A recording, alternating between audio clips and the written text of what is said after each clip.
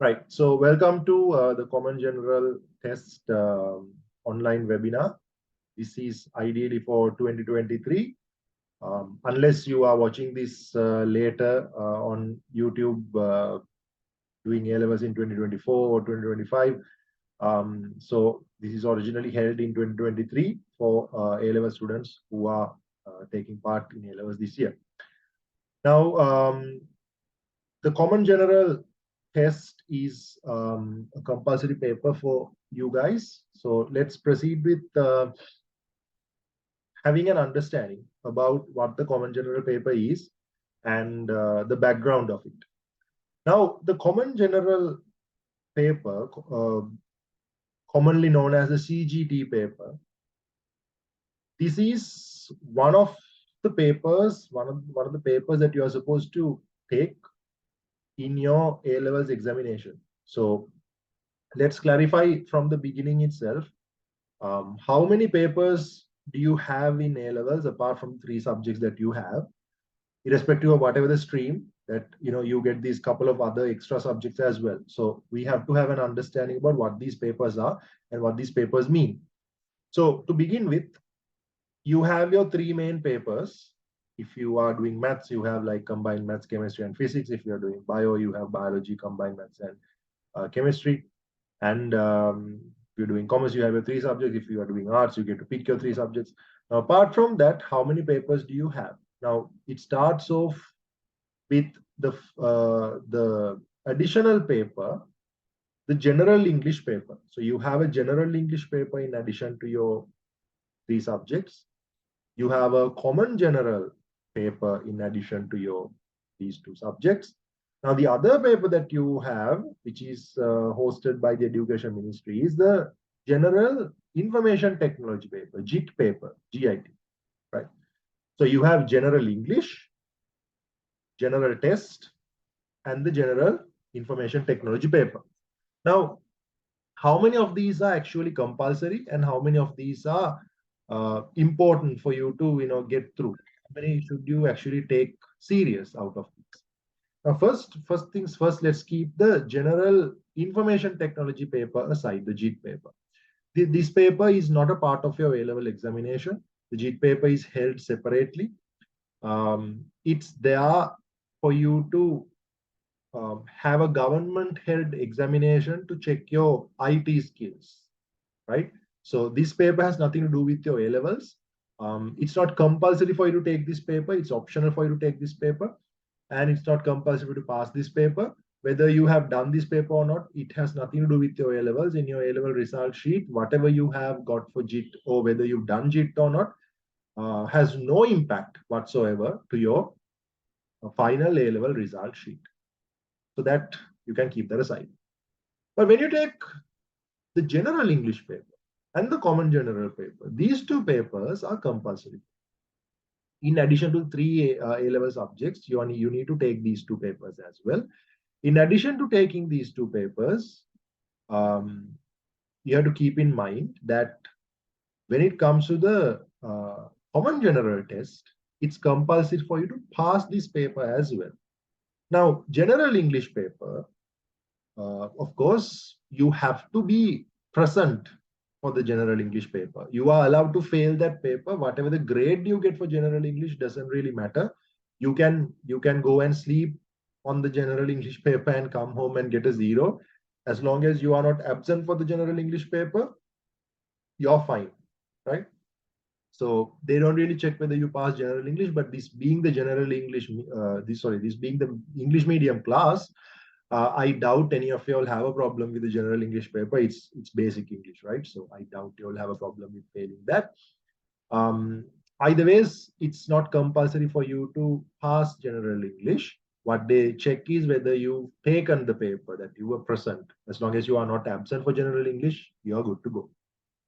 But the common general paper, keep in mind, in addition to sitting for the common general paper, it is compulsory for you to pass your common general paper as well. It is compulsory for you to pass your common general test. Now, unlike the other subjects, the 3 subjects you have and the general English paper, they give you a grade. They give you If it's 75 plus, they'll give you an A. If it's 66 to 75, you get a 65 to 74, you get a B. 55 to 64, you get a C. And 40 to 55, you get a 40 to 54, you get an S. And 39 and below, you get a fail, F, right? But the common general paper isn't like that. You don't get a grade. You don't get A, B, C, S, or F. Common general, of course, that they will mention how much you have. The exact mark that you scored for the test out of 100, they'll mention that. So you are getting a digit as your score, like just like you get for term test, right? You might get like 80 or 60 or 46 or 58 or 64 or like that, right? Out of 100, you would get a digit. So the pass mark for the common general test is 30. So you have to have more than 30 marks to pass the common general paper. Now, if you have less than 30 marks, what happens? If you have less than 30 marks, that means you have not got through the common general paper, which means that your A-level result is invalid. You may have like 3 A's or a district rank, really good results for your other 3 subjects, but as long as your common general paper that you have less than 30 marks, that means your whatever the result you have is invalid. Now, by invalid, what I mean is that you are not allowed to apply for government university, right? The government, the local universities, the application process, you are not allowed, you are not eligible to apply. Whatever the Z score you have, you could be the island first in your A-level stream. You still would not be allowed to apply for government university if you have failed the common general test, right? Now, back in the day, this was even a little more harsh because, like, when I was doing A levels in 2010, the rule was that if you fail the common general test, your A level result is completely invalid, and then you have to redo the entire exam again next year. But after 2011, they sort of changed it, and now they are going a little easy on you. If you pass A levels well, if you have enough results to apply for universities, and if you fail the common general paper, um, next year you are allowed to only do the common general paper and pass that, and then apply for university with the results you have from the last attempt, right? But at the end of the day, you have to wait for another year, right? So try to get through the first attempt itself. Now, the background behind this paper being applied is because, like, before year 2000, there was no common general paper. There was no general English paper. The rule was that you had to do 4 A-level subjects. Back then, you had to do 4 A-level subjects.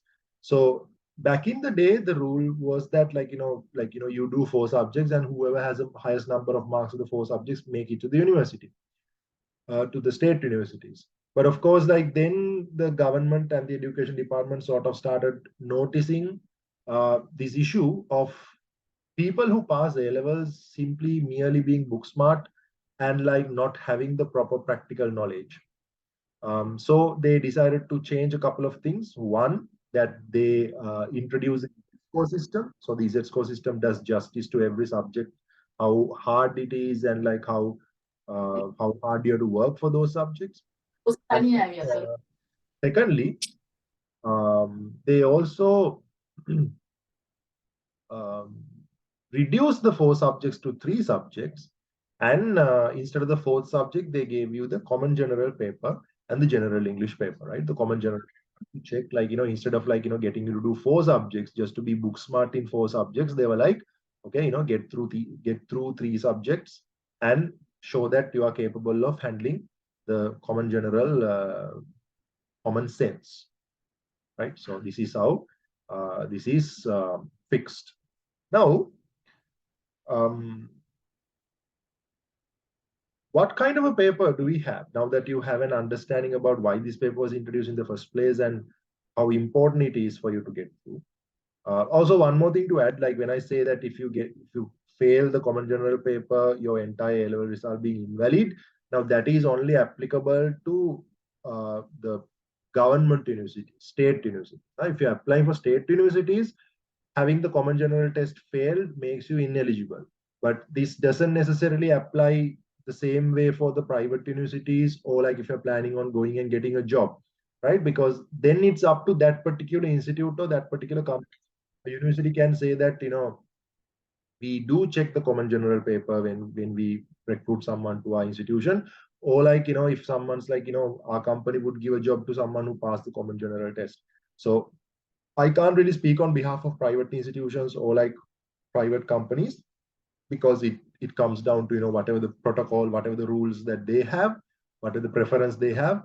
But of course, when it comes to state universities, the fact is that if you have not passed the common general test, if you don't have more than 30 marks, you are not eligible to apply for a degree in a government university, no matter how good your results are, right? So that's a rule that you have. Okay.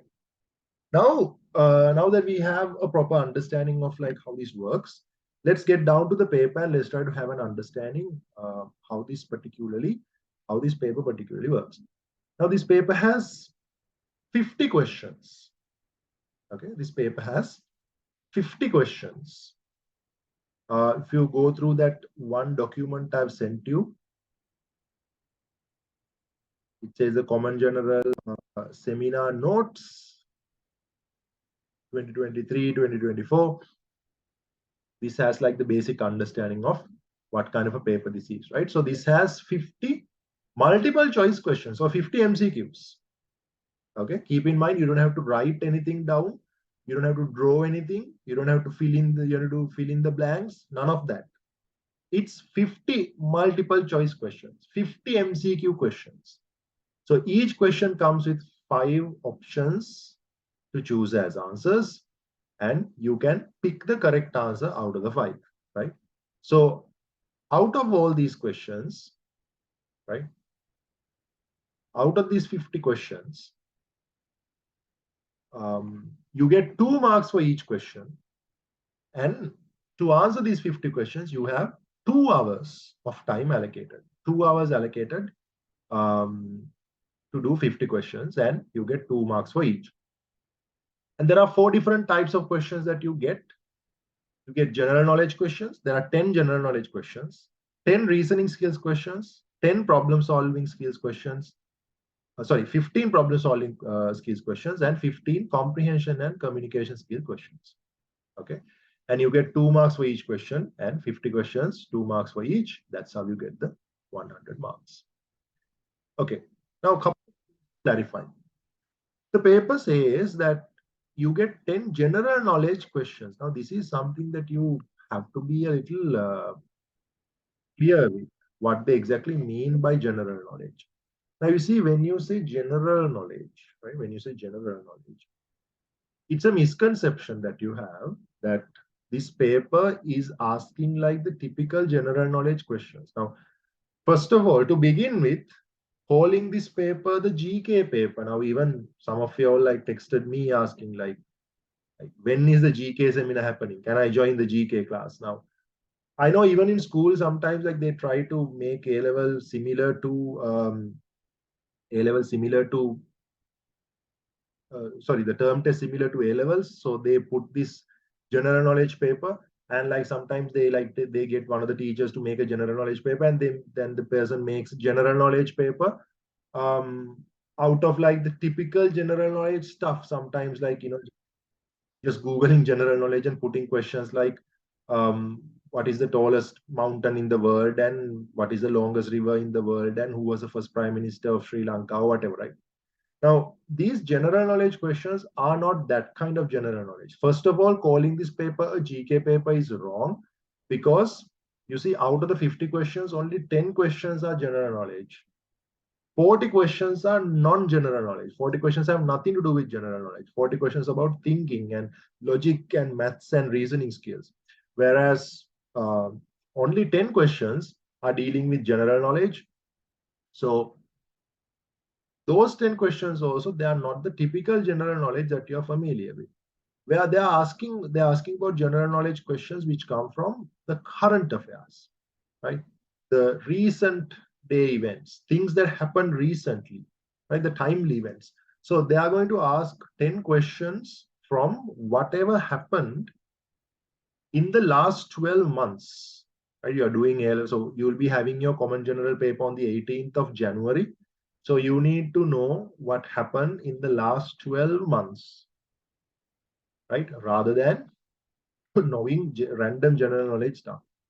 So this kind of general knowledge, as I mentioned, it is known as current affairs. So rather than calling it general knowledge, the specific kind of general knowledge they are checking is the current affairs. So you need to be aware of like what has been happening around you, like what were the important things that happened last year in Sri Lanka and the world. Now, of course, I have shared two documents about current affairs. One document, the important things happen in Sri Lanka. The document, the important things that happen globally, worldwide. So that will give you an understanding about what could possibly come for those general knowledge or current affairs questions. So, what is the best way to approach this? Now, of course, you see, the entire idea about like introducing a common general paper in the first place is to check how capable you guys are of getting through an exam without necessarily studying. They are not going to check your studying skills because they already have three subjects to measure how capable you are of like studying and learning a subject in a classroom and coming and delivering answers in an exam. They already have three subjects to measure that. The fourth paper that you get, the common general paper, is basically to make sure that you are capable of handling um, a paper unprepared, right? Without necessarily knowing what they would ask in the first place, right? So since this is a paper that requires you to use your knowledge and your skills without necessarily preparing yourself, this webinar is not particularly going to be like one of those typical webinars you go to where just like they tell you the target questions and like this is how it's going to be and like teaching you and all of that. That's not how it's going to work. This is particularly going to work in a way that I will be doing three things in this webinar. Number one, I will show you what kind of questions they ask, right? That's number one. Number two, I can um, tell you what questions that you should start off with. Like I can give you a strategy, right? So first, I'll make sure that I show you what kind of questions are there, so you don't get caught off guard. You won't get like surprised in the exam. Like, you sort of like you're familiar with that kind of questions they ask. Number two, that I'll give you the strategy, which questions to do first, which questions to do second, which questions you can finish quickly, which questions that you need a little bit more time, and I'll tell you exactly where to start, what to do second, what to do third, and like how to prioritize. And thirdly, of course, the only part that we can have somewhat of a preparation is the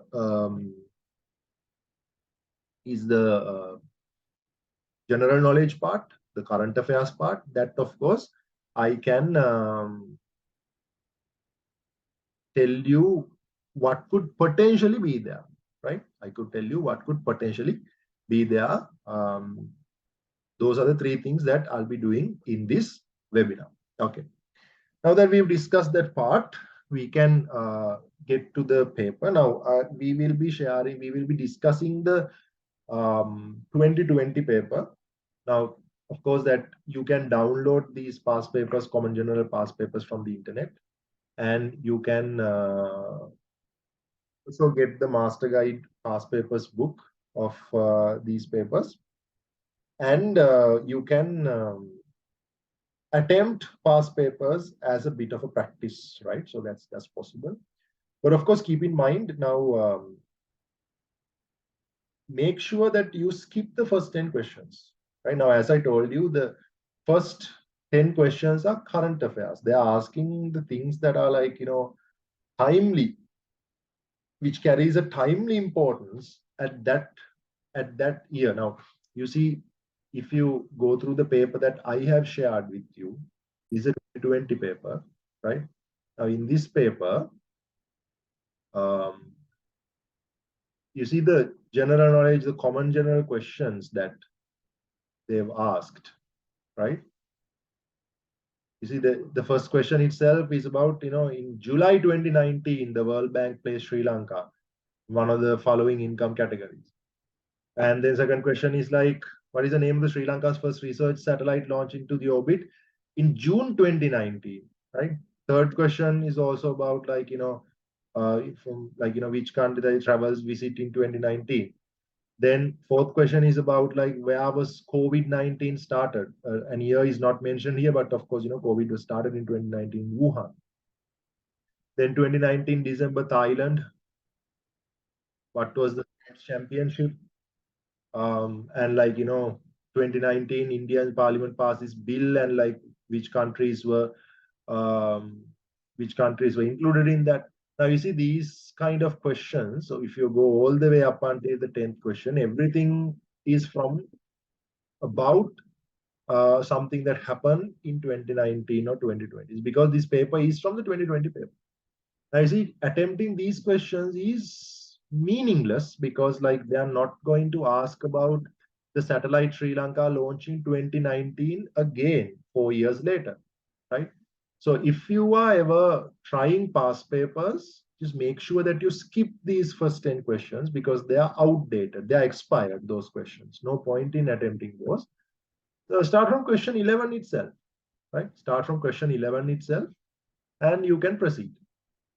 But also keep in mind, like the older papers, the older the past papers get, like when I was doing A levels, we had 60 questions instead of 50. We had 60 questions with 15 general knowledge questions. We had 15 general knowledge questions, um, and 60 questions altogether to do in 2.5 hours. Now, instead, you guys have 50 questions to do in 2 hours with 10 current affairs questions.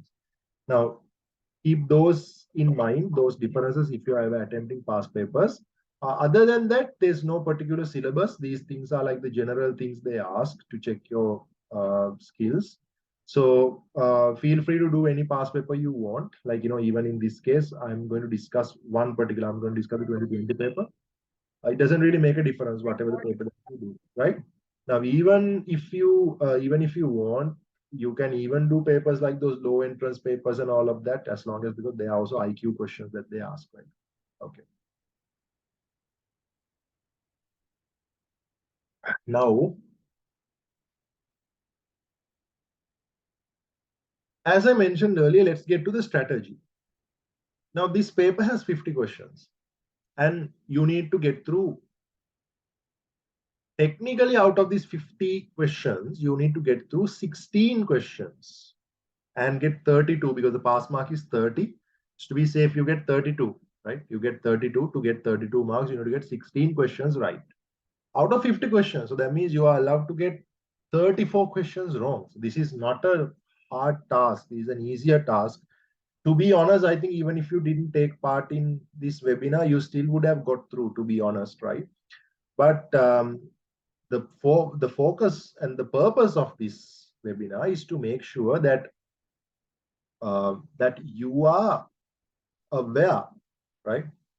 That you are aware of like what's coming for the paper, and that it's assured that you get the pass mark, right? So you will still get the pass mark even if you did not take part in this webinar, to be honest. But like I am here to make sure that you get it, to give you an extra safety net, and also like I'm attempting to make sure that you get the highest possible mark, because it is not like they are not putting the grade you have for the common general paper. Instead, they are mentioning the exact number of marks you have. So you may get like a really good Z score, and at the end of the day, like when you're going for a job, when you put your A-level result sheet, you may have like a really good A-level result, but your common general, if it is like 34, 36, like barely you passed, that's going to look bad on you. Like, your employer would think that, okay, you know what, this fellow is book smart, but apparently not very capable of handling practical scenarios. It looks bad on you. It makes you look like, you are not very smart, although, like, you are capable of studying and writing answers, that you lack practical skills. So because it's printed in the A-level result sheet, right? So make sure that you get the maximum possible mark for this, because they are printing exact digits of marks you have in your A-level result sheet, right? Okay. Now, let's focus on this. Let's put the paper into effect and see what we can particularly, what strategies we can particularly apply here. Now, if you go through that document that I shared earlier, the CGT notes, you see, the first 10 questions, the general knowledge questions, and the last 15 questions, comprehension and communication. Now, for the first 10 questions are general knowledge, that means the current affairs questions that they are asking about facts. They'll ask you a certain fact. So either you know the answer or you don't, right? It's about general knowledge. Then they'll ask about they'll ask 10 more reasoning skill questions. Reasoning skills is mostly coming, and of course there are 15 problem solving questions. Now these two kind of questions will have some maths involved, some sort of like maths involved, a little bit of logic involved, and like your critical thinking is also important. At times your creativity, and also language skills, like understanding what they mean in that question. Understanding that is also really important. Now, apart from that, you have 15 comprehension communication skill questions. That's about language and like understanding certain things, and how to communicate. So to be honest, these last 15 questions are the easiest in the paper. Comprehension and communication skill questions are the easiest that you have in this paper, right? That's why that I put it as recommended to be done first, right? Recommended to be done first. Why? Because these are the easiest questions, and you can assure that you get the marks first. Because you know that normally we tend to, when we get a paper, what we do is we tend to start from the beginning, right? We normally do papers chronologically. We start with the first question and then we go on, right? But now you need to understand, right? I have a question. So reasoning skills question means what kind of questions? It's basically like it could be maths questions, could be like logic questions, but you'll see as we explain, right? Okay, so now these first 10 questions, as I told you, like we normally do papers chronologically. We start the paper with the first question and then we go on, right? Even I remember when I did the common general paper in 2010, even I started from the first question. We had 60 questions, right? I started from number one and I went all the way to 60. But later on, like once I became a teacher, when I was like helping students with this paper, I realized um, that's not the way to go. Actually, the best way to go is actually not starting off with these 10 questions. Why? Now you see, these general knowledge questions that you have, these current affairs questions that you have. Now, to be honest, these questions can be a little hard sometimes, not just little. Sometimes these questions can be very oddly specific. They could ask something that is very specific regarding like the agriculture of Sri Lanka or like the transportation of Sri Lanka. They could ask regarding some train that they introduced for the first time, some paddy format, like the kind of a paddy that they introduced to Anuradhapura paddy fields recently, right? Like kind of like a fertilizer that they started using in Sri Lanka for the first time. They could ask something like very, very specific, whereas you have no idea about, right? Now, I think I mentioned this in my earlier webinars as well. I myself, I'm known as someone who has a good general knowledge. It's because like um, I have two professions. I'm a lawyer and a teacher, right? Both professions require being aware of like things happening around you, like current affairs. Like teaching also, like I teach political science.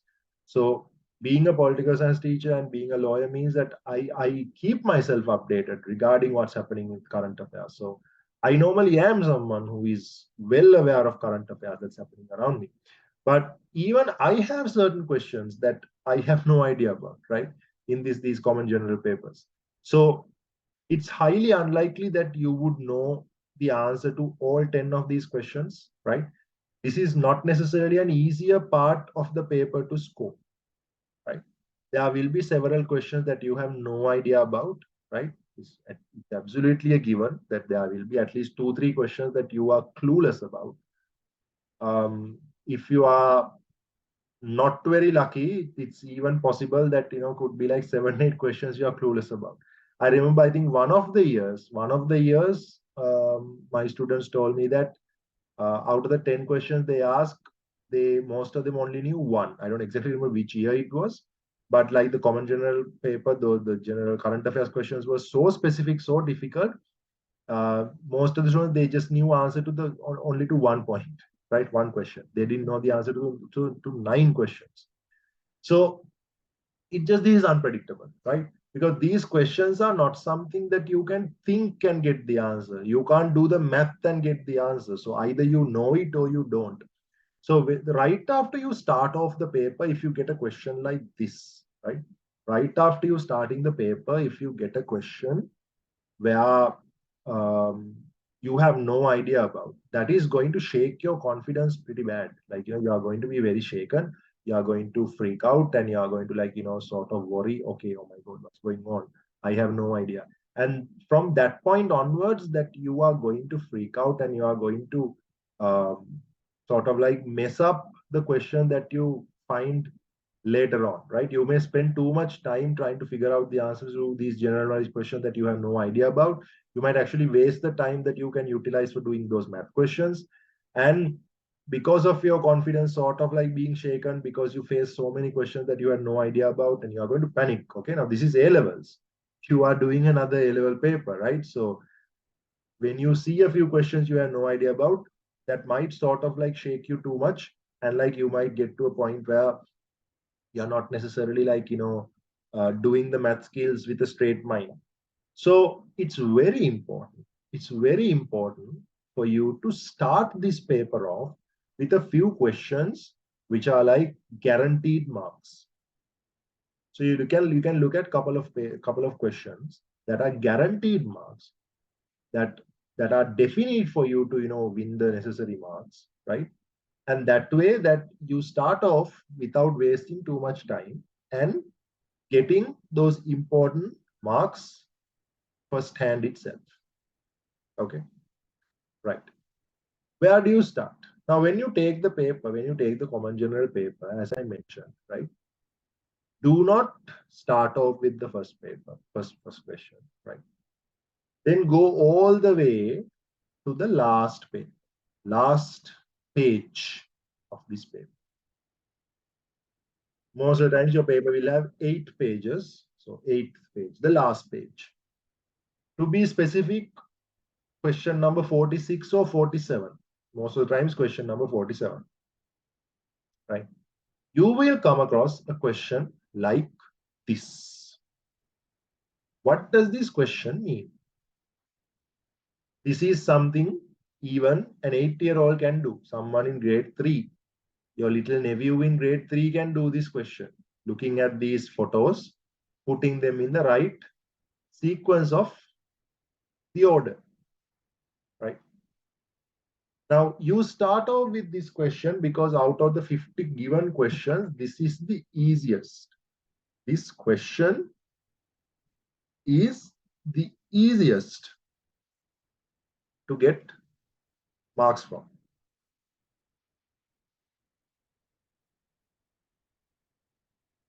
right? This question is the easiest, and I will teach you how to get marks, how to get marks, how to get this answer the soonest possible way. Okay, with saving a lot of time. Now, if I ask you to put these 6 pictures in the right order, right? I bet that each and every one of y'all will get the answer correct without any issue. It is not that hard, right? You will definitely get the answers. You will definitely put these in the right, correct order. These six pictures, get the answer. But what's the quickest way to do? Now, if you are putting these pictures by yourself in the right order, that's going to take some time. You'll have to, look at all of these um, and try different combinations. The easiest way is by looking at answers. Now, don't forget, this is a paper of MCQs. They've already given you 5 options. You just have to pick the correct option. How do you pick that?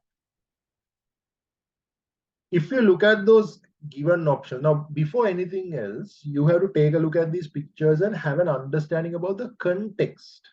What sort of a context is given in this paper? What sort of a context in this story?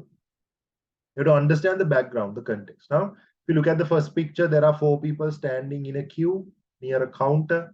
Then second picture, there's this lady getting into a train. Third picture is lady entering into a railway station.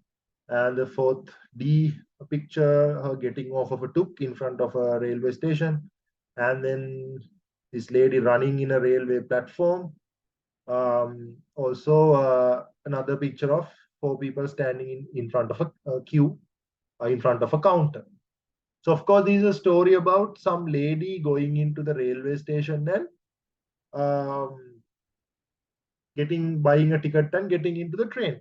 So, yes, of course, you can put this in the right order by yourself, but you don't have to. Why? Because most of the work is already done for you. Why? Because there are 5 answers given, and one of these answers is the correct one for sure. If you look at all these given answers, you can see every single given option starts with the letter D.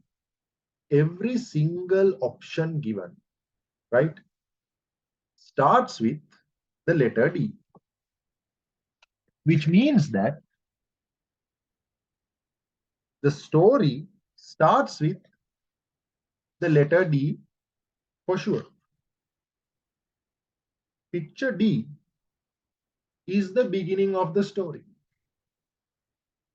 And then if you look at the other pictures, other letters, in all 5 answers, the last letter is the letter D, right? Which means that you don't even have to put any effort, and you are already aware that the fact that the story starts with picture D, the story ends with picture B, right? Picture D is this lady getting off the tuk. Picture B is this lady getting into the train. You just have to put the 4 options given in the middle in the right order. Okay, right. Now that we are aware of that, we can look at the second letter given. Answer 1, 2, and 3 have put letter A as the second letter in the sequence. Answer 4 and 5 has put letter C as the second option. There are no other options. There are no other options. No other letters given in any answer apart from A and C as the second letter. Which means that we know for sure it either has to be A or C that comes second. Now you see, we know that the story starts with this lady, this letter D is the beginning, right? So this lady getting off of this pick me, And that's the beginning of the story. And we have to figure out whether letter A or letter C comes second. Now, this letter A is a picture of these four people standing in front of a ticket counter.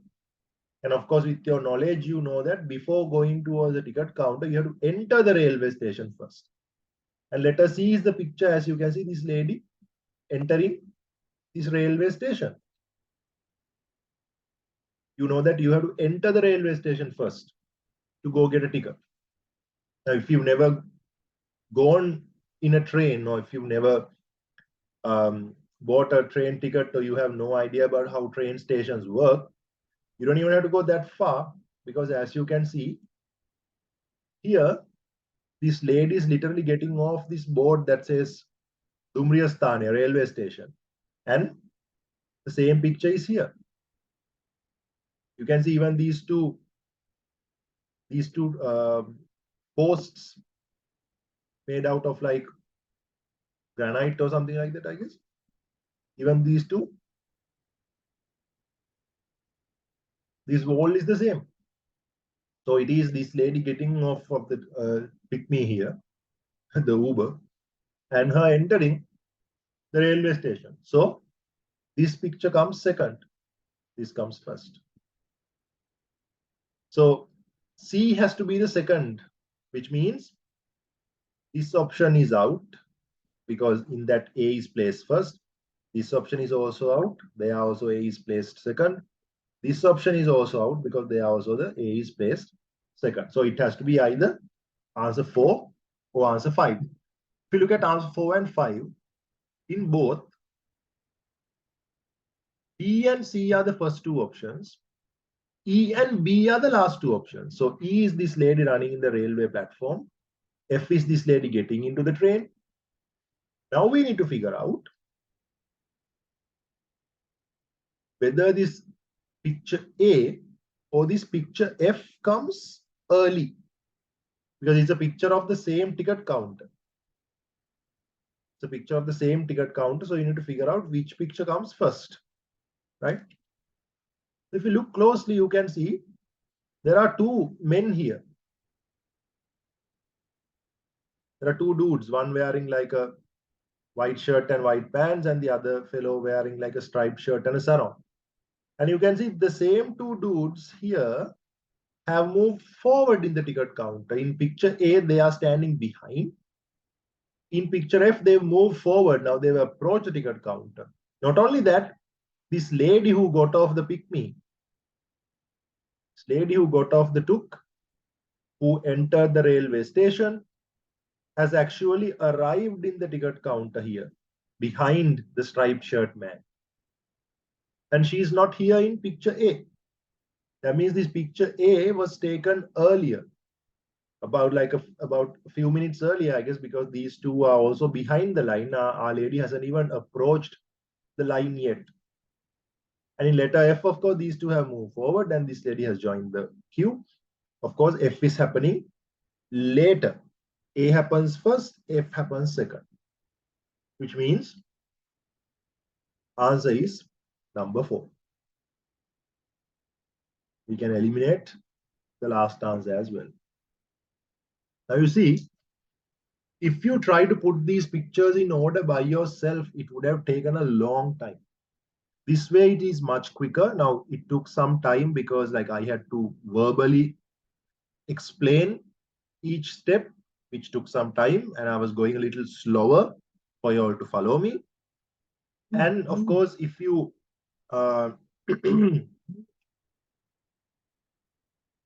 because it's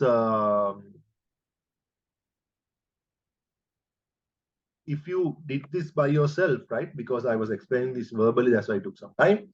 If you were doing this by yourself, it would have taken like less than 2 minutes for you to find out that answer is number 4. Okay, right. Let's get to question number 48.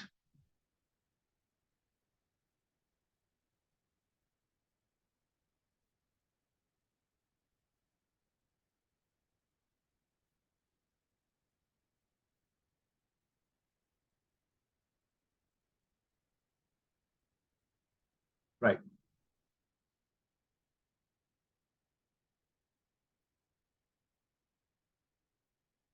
Okay. Some have mentioned that they have a difficulty with like time, and like they have a timing problem. They have some studies to finish. They are requesting if I can explain a little faster. Now the thing is that some of the students don't pick things up quickly, because people from different what do you call, people from different streams are here, right? This paper is done by students in every stream, right? So some of the students are a little slower than the other students. So of course I have to warn you, some of these questions are really simple, but I have to explain them slower because some students don't pick it quickly as the others. So I'm going with the for the benefit of like the slower students here, right? So now if you have any difficulties, I understand like A-levels is close by, you have like other studies to do. If that's the case, you can get back to your studies, and you can get the recording of this session and you can watch it at your own time. Then you can fast forward the parts uh, that are going too slow for you, I guess, right? In this webinar, I have to sort of like go a little slow. Otherwise, some students find it difficult to pick it up, right? If you go with this question now, right after you do that putting boxes in the right order question, it's important for you to do that question first, because that's the easiest question. You get to save some time, and also you have you made sure that you are on the scoreboard, that you have a score. You got one question right, you have 2 marks already. For sure, that you are confident, and it won't take that long. Now here, we are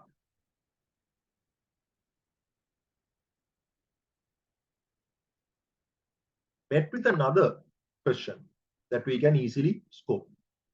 Right after the putting pictures together question, there will be another question like this. The last three questions, 48, 49, and 50, right? These questions will basically be based on um, a conversation, right? Putting a conversation in order, right? Putting a conversation in order. Now, again, this is another question, just like similar to the earlier ones. Um, Something that you can refer to the given answers, putting them in the right order as the given answers, right? Now, this question is also another question that you can get marks for sure, that you will get the right answer for sure. But of course, just need to make sure that um, you don't waste too much time on this. Again, the same thing, that's the same strategy that we use, because if you try to put this conversation, or this is basically a conversation, it's jumbled up. The dialogues are jumbled up. You just need to put them in the right order. But if you try to put them in the right order by yourself, it's going to take a long time. Which is why that it's best if you look at the given answers and trying to put them in the right order. But before anything else, you have to read this part.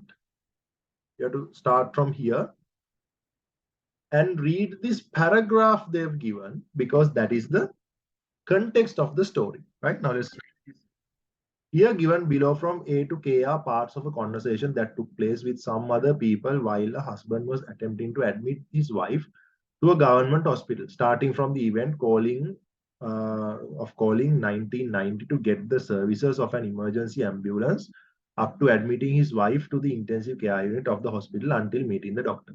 Now you see, in this case, this is a story of this person calling a hospital. First of all, the person calling the ambulance service, and then talking to a doctor regarding his wife who is not well. Right now, they've given from A to K, they've given 11 dialogues, and this is jumbled up. And again, you don't have to go through each one of these and trying to put them in the right order. The best thing you can do is looking at the answers. Question number 48 asks, which one of the following combinations that include some parts of the conversation between the patient's husband and 1990 ambulance service is given in the correct sequence. So they are asking about the conversation that took place between the husband and the ambulance driver. Husband and the ambulance driver, sorry, ambulance service person. So as you can see, each and every option given, each and every answer given starts with letter B and letter D. Okay, starts with letter B and letter D. So you don't even need to go through like anything else. You can see that the answer starts off with every answer starts off with B and D. So it starts off with B and then it goes to D. B and D are the first two sentences. You just need to read them and see whether it adds up. So B says, "Good evening. This is the emergency ambulance service. Where are you speaking from? What can we do for you?" B, "I am calling from Peradeniya. My wife is undergoing a severe fit. She is unable to talk or walk. I need your services to take her to the Peradeniya hospital." Now you see that that's the beginning of the conversation. You didn't even have to put them together by yourself by reading all of this. It saved you a lot of time. Then the third letter, you just need to see which letter comes third. First and second answers have letter A as a third option. Third and fourth answers have letter E as the third option. Fifth answer has letter F as the option. So you need to see what follows letter D. Is it letter A or letter E or letter F? Right. So letter A says the patient can't talk who has come to the outpatient department with the patient. Now, that is not something the ambulance guy would say. This is something that's spoken in the hospital. Right. So A is out. Then third and fourth options show E, letter E. "Doctor, I came with the patient. She's my wife." Well, no, that doesn't work either because um, they are also you are speaking to the doctor, right? So it is not a part of the conversation between the ambulance guy and the husband. So let's see letter F. Letter F. "Wait for a while, sir. Our team from Candy will contact you in a moment." Well, there you go. So B, D, and F is the right combination, which means we found the correct answer already. Correct answer is this. Now you can use the same logic to find the answer to question 49. Which one of the following combination that includes some part of the conversation between the husband and the doctor of the ICU, right? So as you can see, each and every answer, if you look at every answer, it ends with wait. So the last three answers start with F, right? FGH, FHJ, FIG. Now you see we already came across letter F in the previous question. Letter F says, "Wait for a while, so our team from Candy will contact you in a moment." Of course, the sentence F, the dialogue F was mentioned by the ambulance guy. So of course, it is not part of this conversation. So which means all three options are out. So it has to be one of these. And one starts with letter A, other starts with letter E, right? So you just need to see which one works better, right? So you can use that method of eliminating answers to find the right answer by looking at the given answers. Then the last question is basically just putting the two answers you got in the earlier two questions, putting them together, and you have the answer for the last question. So it's pretty easy for you to score um, 6 marks for these three questions without breaking a sweat. Right now, within the first 5 minutes itself, you would already have around like 8 marks, right? And the thing is that you are confident. You are confident that you are certain you got those questions right. You are not like hesitant.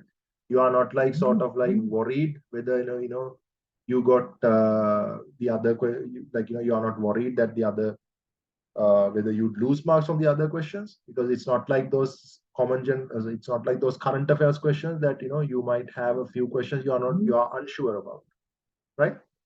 Okay.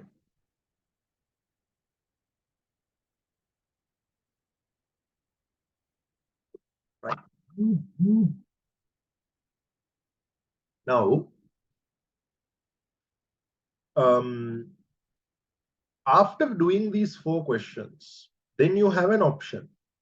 You can play it safe and you can do 2 more comprehension questions to get 2 more questions right. That means like 4 more marks confirmed. That's one way of doing that. Also, you have the option of now going back to those general knowledge current affairs questions. Now that you already have 4 questions correct, now that you already have 8 marks in bag within the first 5 minutes, you are allowed to go to the first few questions and attempt those if you want, or else you can try these 2 questions, 45 and 46. This is the same logic that we used in the earlier question, the putting the conversation in the right order. This is the same thing where they have given like 2 paragraphs, right? Each paragraph, the sentences are jumbled up. They ask you to put them in the right order. Okay. So they have given you the first and 7, like the first sentence and the 7th sentence they have given. These are first sentence. These are 7th sentence. They've given those 2, but like the mid part, these ones are all jumbled up. And you have to put them in the right order. Okay. You have to put them in the right order. So again, you look at the given options. If you look, every single option either starts with C or D. So you know that it starts either with C or it either starts with D, right? So you have to read them with the first sentence and see which one matches better, right?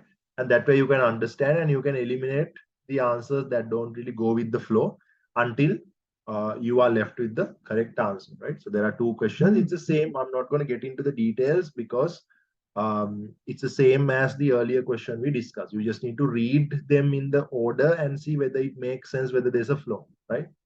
Pretty easy.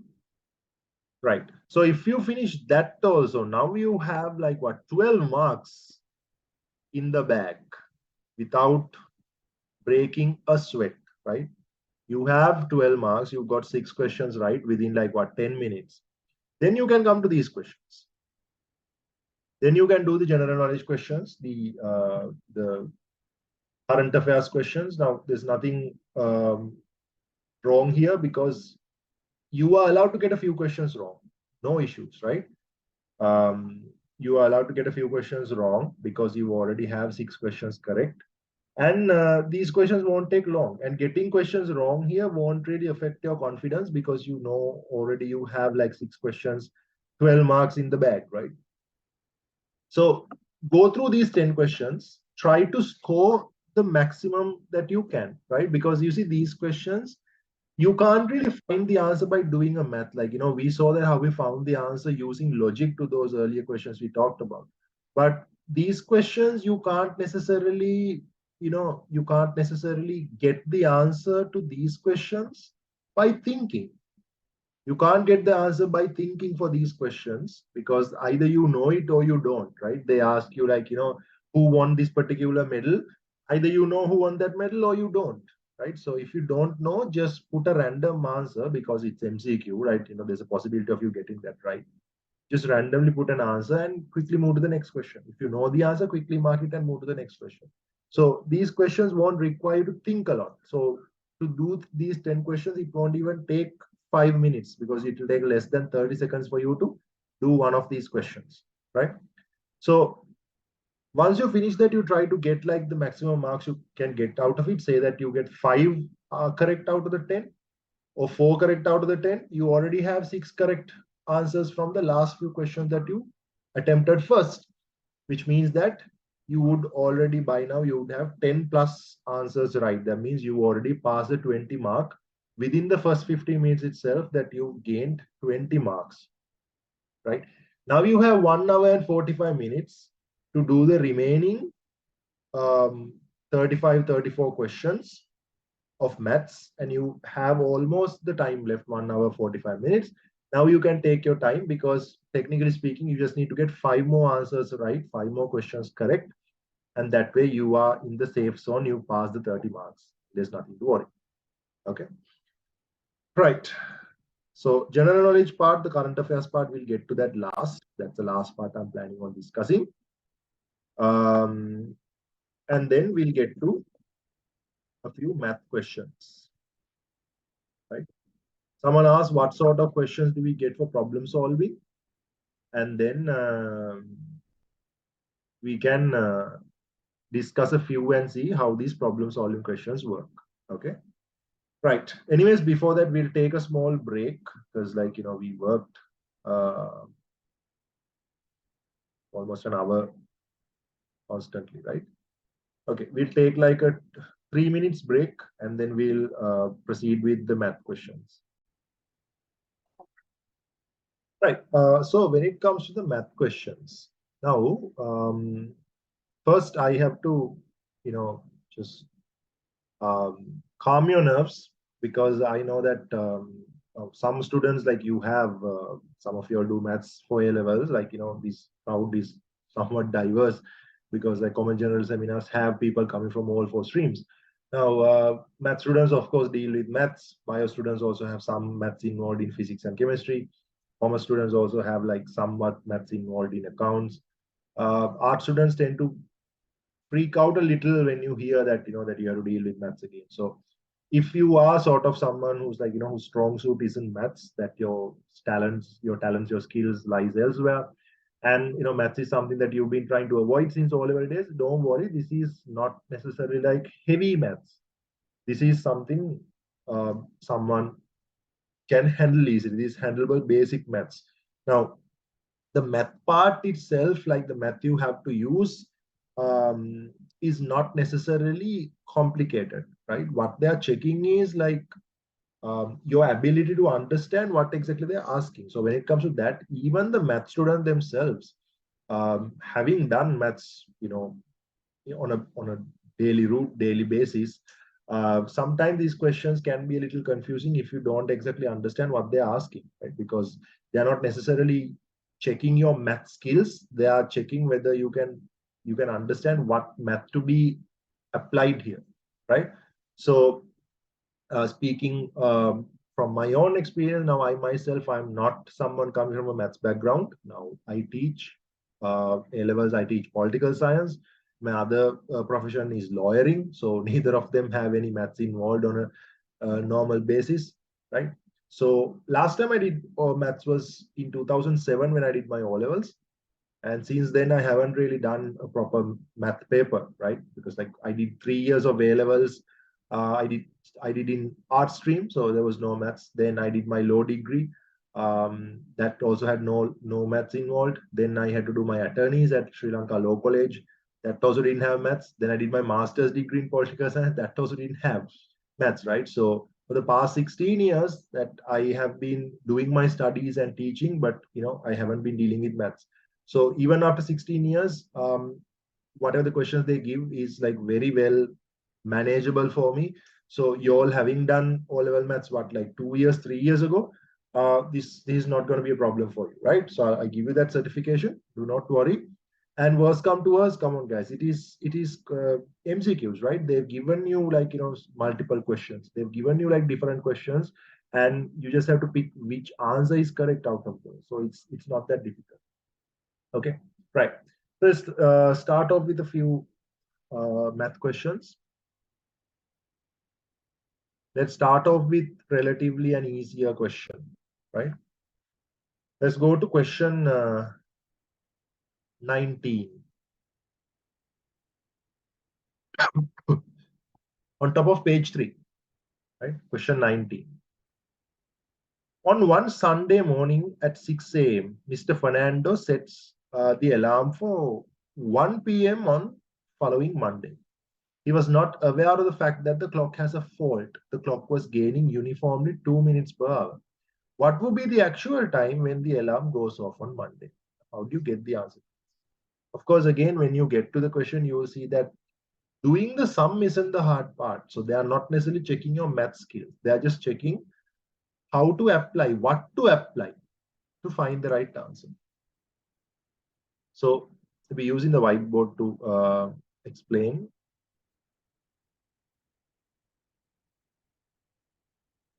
Right? If you use the whiteboard, then if you do the math here, They're saying, so Mr. Fernando, the name isn't really important, but we'll write it anyway. Side note, you guys will need a lot of rough sheets when you're doing this paper. Make sure that you take a lot of rough sheets and you do the proper math in, like, don't do it on the paper itself. Like, take papers, take extra sheets, rough sheets, and be comfortable. Right. So Mr. Fernando has set the alarm up. When does he set it up? On Sunday morning. Sunday, 6 a.m. He sets the clock on 6 a.m. and he sets it up to the following day, following Monday, right? Following is a Monday. Monday, 1 p.m. Now, then the question says that this clock has a fault and it's uniformly gaining. Uniformly gaining. There's two words here, two keywords here. One is the fact that the clock is gaining time. Gaining time. So when you get this more, when you gain there's more. So rather than the math part, you have to understand what you mean by gaining. Gaining means it takes more, right? So time goes more. So the clock was gaining time, 2 minutes per hour. That means 2 minutes extra, it gains time. There's more time that you spend. So when you say gaining time, that means the clock has actually gone 2 minutes extra, right? And this is uniformly gaining. That means like every hour it happens the same way, uniform. Every hour, 2 minutes, it doesn't change. Which means that every hour, every 1 hour that has passed by has resulted in an addition of 2 minutes. Addition of 2 minutes each hour. So you just have to figure out from Sunday 6 a.m. till Monday 1 p.m. how many hours have passed by. How many hours has passed by from um, 6 a.m. to 1 p.m. the following day. Okay. Now, of course, we know that Sunday 6 a.m. to Monday 6 a.m. There are 24 hours. Right? There are 24 hours. Because it's an exact day, right? Then Monday 6 a.m. Monday 6 a.m. to Monday 1 p.m. How many hours have passed by? 6 a.m. and you add 6 hours, it becomes 12 noon. 1 more hour forward, that's 7 hours, right? So basically, Monday 6 a.m.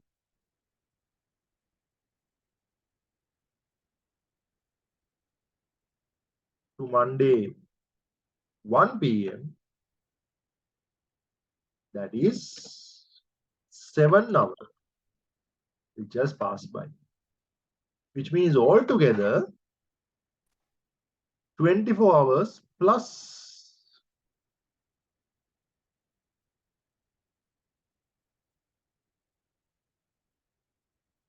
7 hours have passed by. That's 31 hours in total.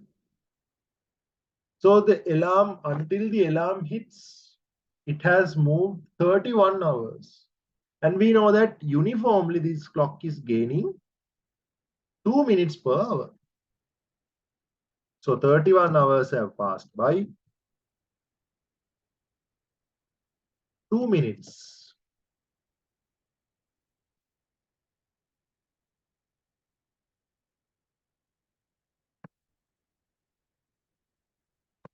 Right? 2 minutes for each hour.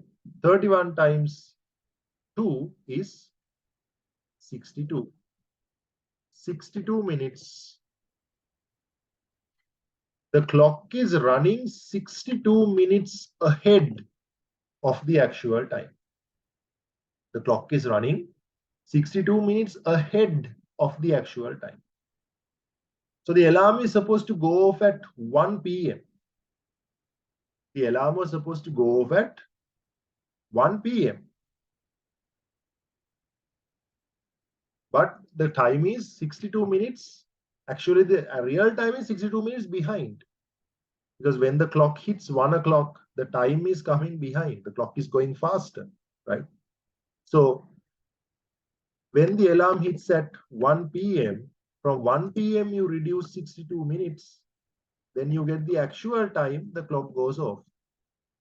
62 minutes means 1 hour and 2 minutes. So 1 p.m. you pull it 1 hour behind, it becomes 12 noon.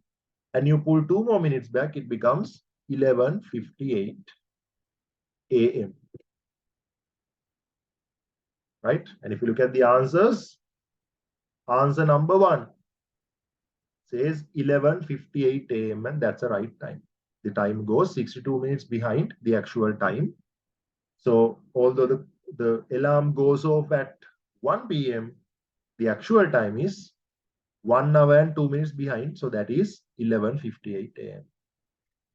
Right? Okay. So there you go. That's one math question for you. Right? So maybe we'll discuss one more. Right. I believe that I discussed this in the last webinar, the one that I just discussed. So maybe I will try a new one. Okay, let's look at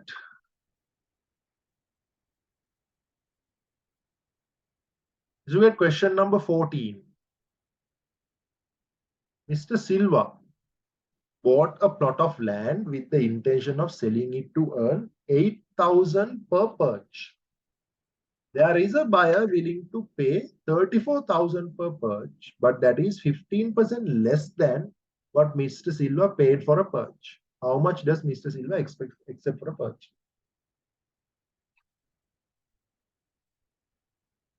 Right. How do you get the answer to this question? Again, apart from the math skills, it's important for you to be aware of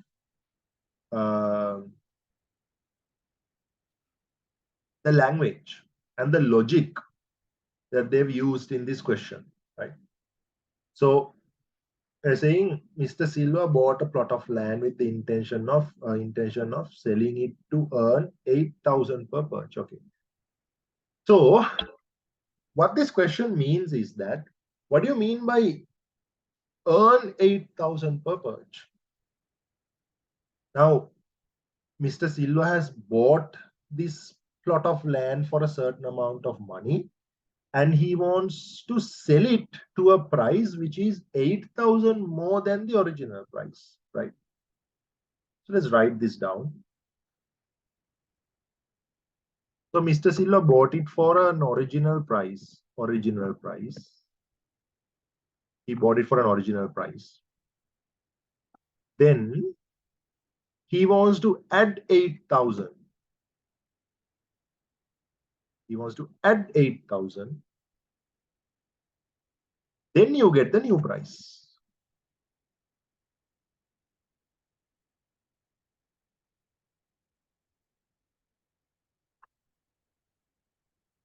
Original price plus 8,000 and you get the new price. Okay. So the question is that they haven't told us what the original price was. And the final question they're asking is, how much does Mr. Silva expect for a perch? That means they're asking the new price. New price is the answer we are looking for, right? This new price is the answer we are looking for.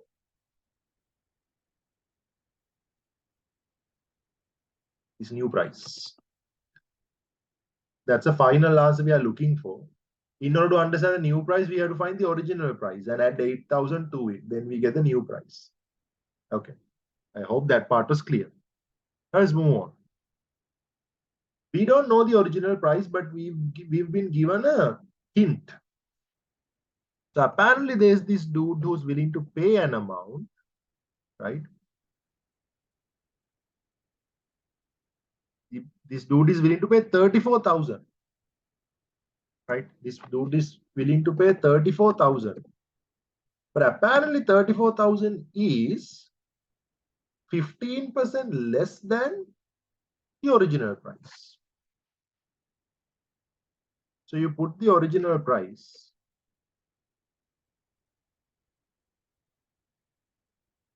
and basically you minus 15% from that.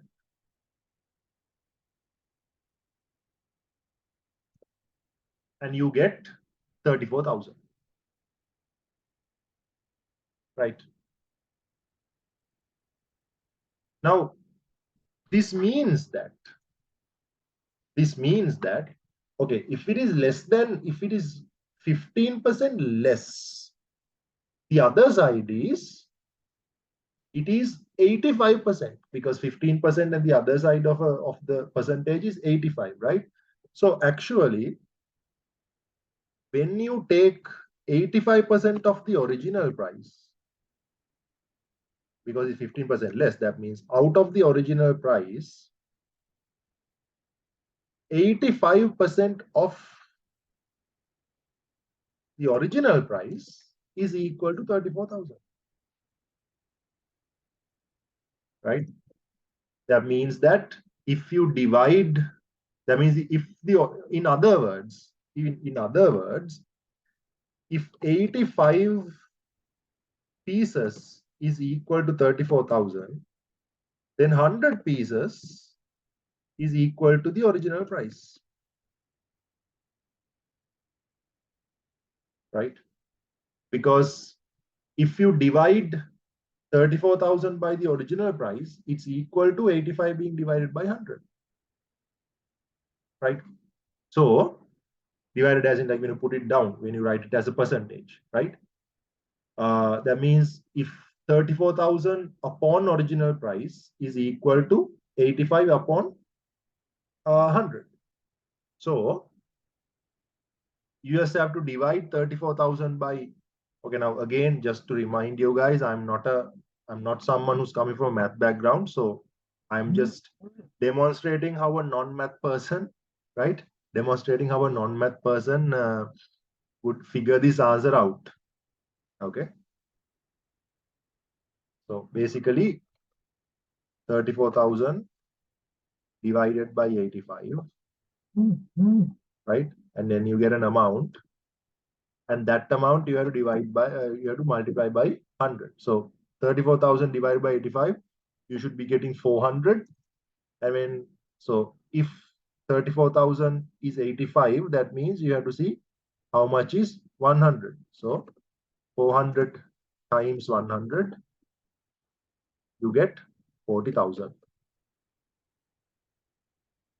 So now we know what was the original price.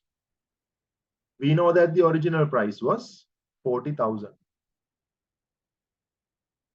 Now it makes sense, right? Because the original price was 40,000. And this fellow was willing to pay him 34,000. 34,000 is 85% of 40,000, the original price. So original price was 40,000, and Mr. Pera wants to add 8,000 as his profit, and he wants to sell it for 48,000. The answer is 48,000, which is the second answer, right? Okay, let's take a look at another question.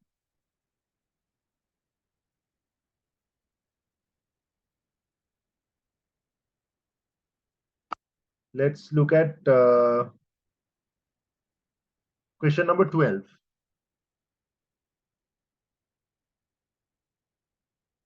There will be a lot of train questions. Like, especially these questions, they normally ask a train question one way or the other. Look at question 12. 200 meters long train traveling at a speed of 60 kilometers per hour takes 30 seconds to pass a tunnel. What is the length of the tunnel in meters? How do you figure this out? How do you figure the answer to this question? Right. for you to figure the answer to this question,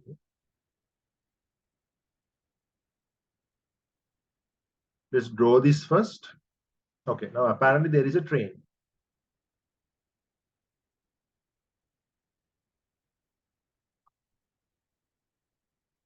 There is a train. Okay.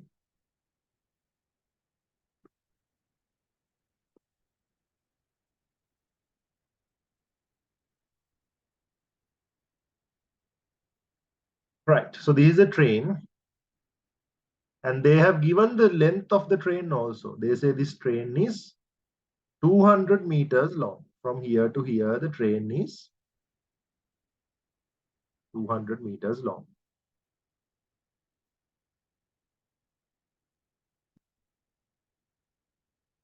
Okay, right.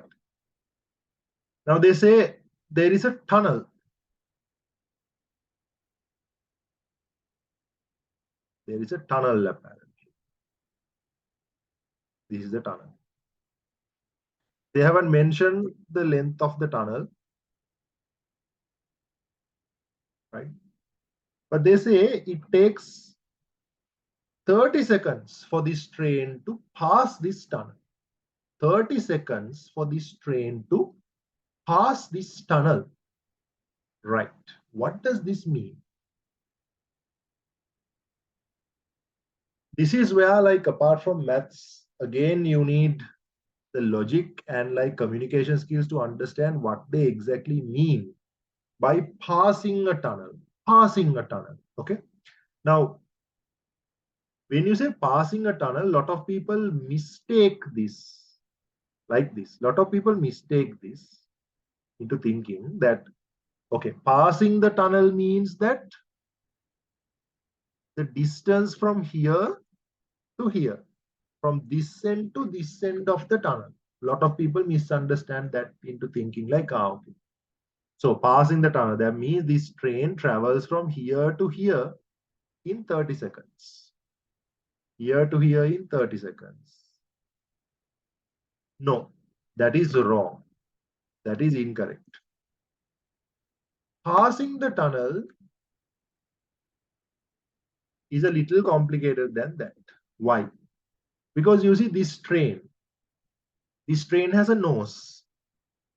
This is the nose of the train. The face, right? The beginning, like the front of the train, the nose.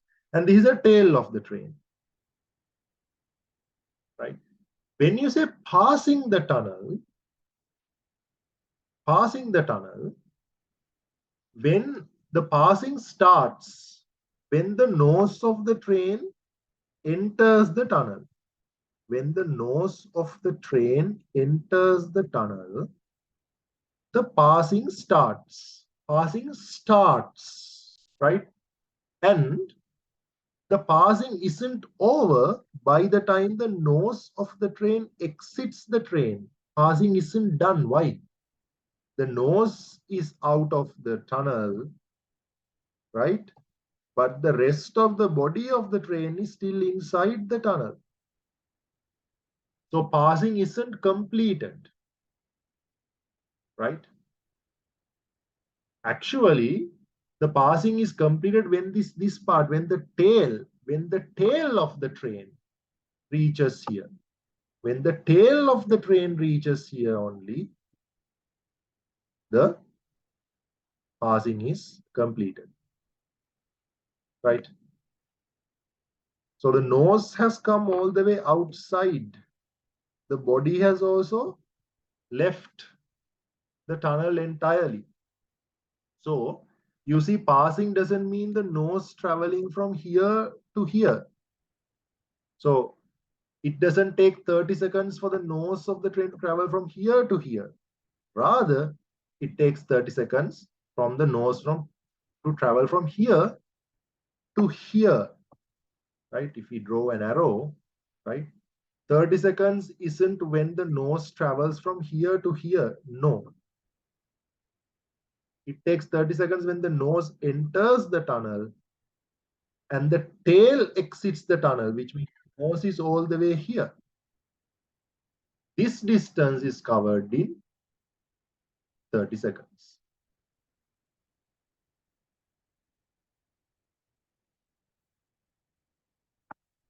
This distance is traveled in 30 seconds, right? So that's a long way. Which means that the 30 seconds is covered, when the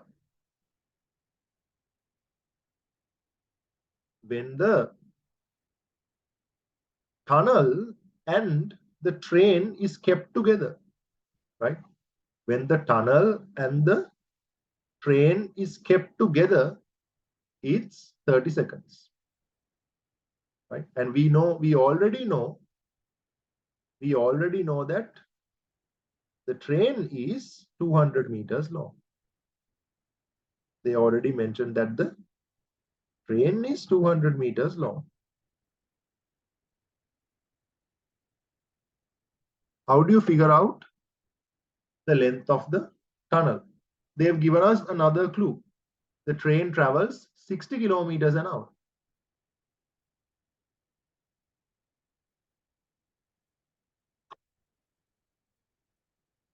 60 kilometers an hour, right? So 60 kilometers an hour means the train travels 60 kilometers in 60 minutes. 1 hour is 60 minutes. Okay. That means it travels 1 kilometer in 1 minute. So they say this distance is covered in 30 seconds. 30 seconds is half of a kilometer, right? So if it travels 1 kilometer in 1 minute, it travels 500 meters in 30 seconds. So which means that now we know in 30 seconds, this train travels 500 meters altogether, right? That means that the full distance is 500 meters minus the 200 meters of the train, and you get 300 meters. The distance of the tunnel is 300 meters. Okay, right. Maybe we'll discuss one more math question and we'll move on. So already 10:55. As I mentioned, this will go, most probably this will go till 12. Right. We'll discuss another bit of a simple question. Yeah, one more question back. Question 11. To win a 50-over cricket match, the target set is 309 runs. At the end of the 10th over, the run rate was 4.5. What was the required minimum run rate in the remaining 40 overs to reach the target? Right. So now, this is relatively a very easy question for someone who is like fond of cricket, someone who follows cricket, someone who's familiar with like the cricketing strategies and all of that. If you are not very familiar with cricket, don't worry. You just need to use the basic language skills to understand, common sense to understand what exactly they ask. Okay. So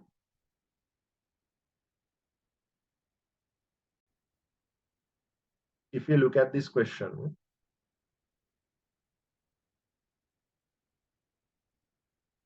it's a 50-over cricket match. And the target set is 309 runs. So you have to write this down this way.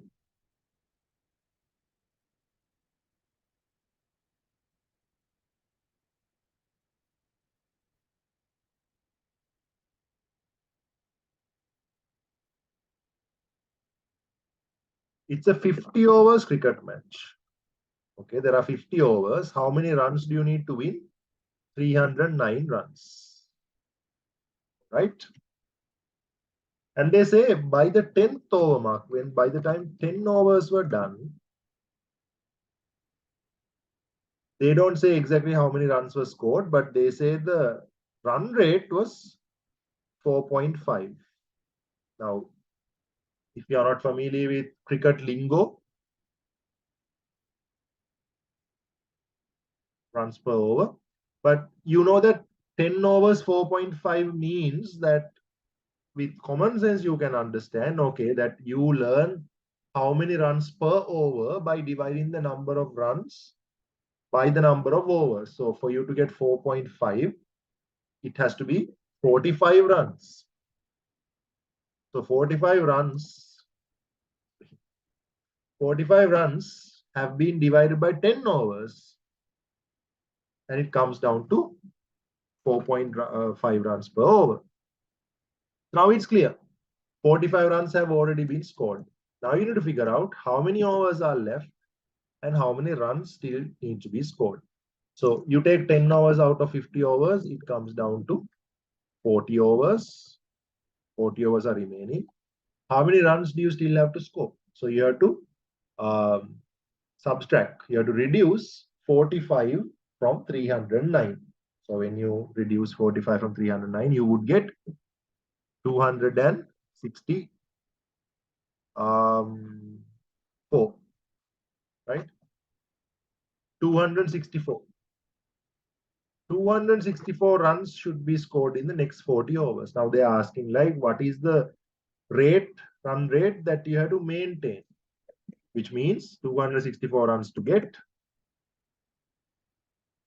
divides by the remaining 40 overs, and you should get 6.6 runs per over as the final answer. Right? If you look at answer number 3, that's 6.6. That is the correct answer. Right. We'll do one more math question.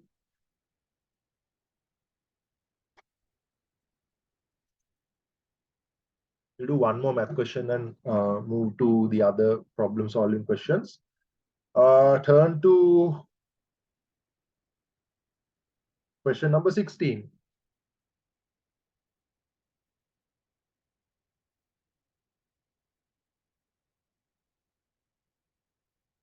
Question number 16.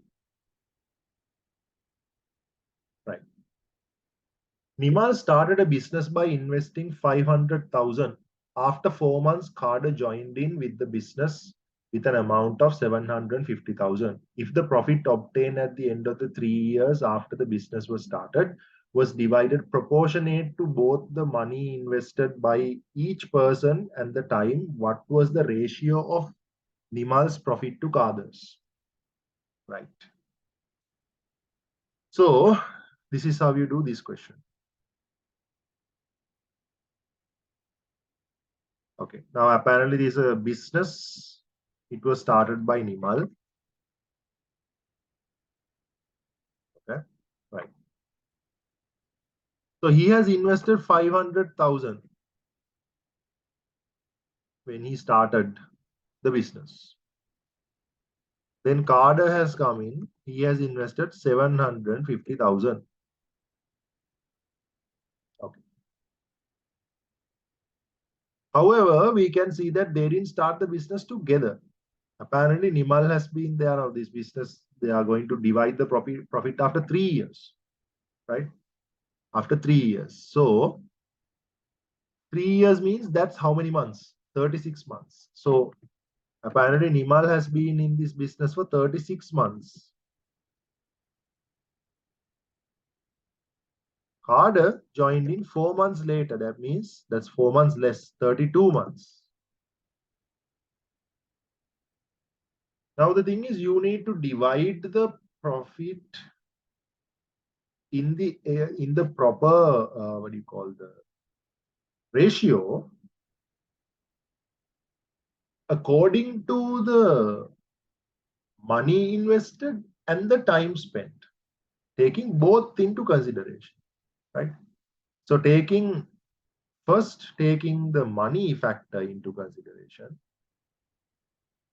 right? Nimal has spent 500,000. Carter has spent 750,000. So if you use basic maths, you can see Nimal has spent 2 pieces of 250,000 and card has spent 3 pieces of 250,000. So in this case, Nimal should get 2 pieces, card should get 3 pieces in that ratio. We're taking months into consideration. Nimal has spent 36 months, card has spent 32 months. If you take the months into consideration, that you can divide both the numbers by 4, right? If you divide 36 by 4, you get 9. If you divide 32 by 4, you get 8, right? So according to the number of months spent, Nimal should get 9 pieces, Harder should get 8 pieces, right? Now you just have to put these two together, right? So if we first take Nimal's case, right? We first take Nimal's case. Nimal should get 2 pieces based on the money he spent. Multiplied, he should get 9 pieces based on the time he spent. Harder should get 3 pieces based on the money he spent. Multiplied, 8 pieces based on the time he spent. So 2 times 8 is, 2 times 9 is 18. And 3 times 8 is 24. So in the ratio, Nimal should get 18 and Carter should get 24, right? Now you can simplify that by dividing both sides by 6. So 18 divided by 6, you get 3. 24 divided by 6, you get 4. So the final answer is the ratio has to be 3 to 4 between these two,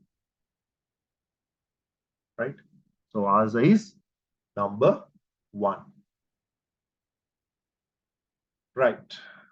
So we've done like a lot of math questions. I hope that it was all clear to you.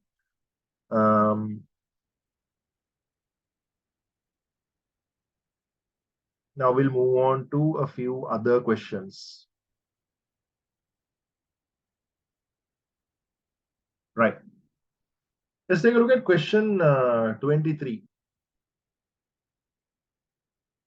Question 23. There will be a question like this.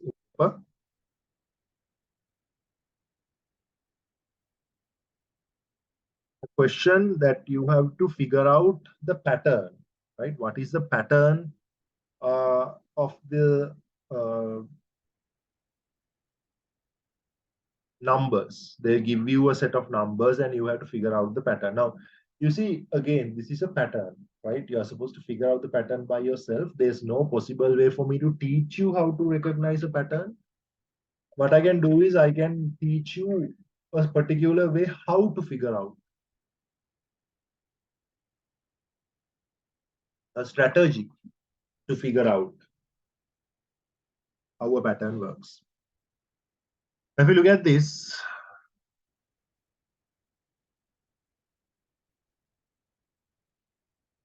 I normally, when I have to figure out a pattern, what I normally do is I pair them up, right? I pair the numbers. So first, I pair the first two numbers up and try to see a connection between 5 and 5. Then I try to see a connection between next two numbers, 5 and 10. Then I try to see a connection between 10 and 30. Then I try to see a connection between 30 and 120, and so, right? Like this.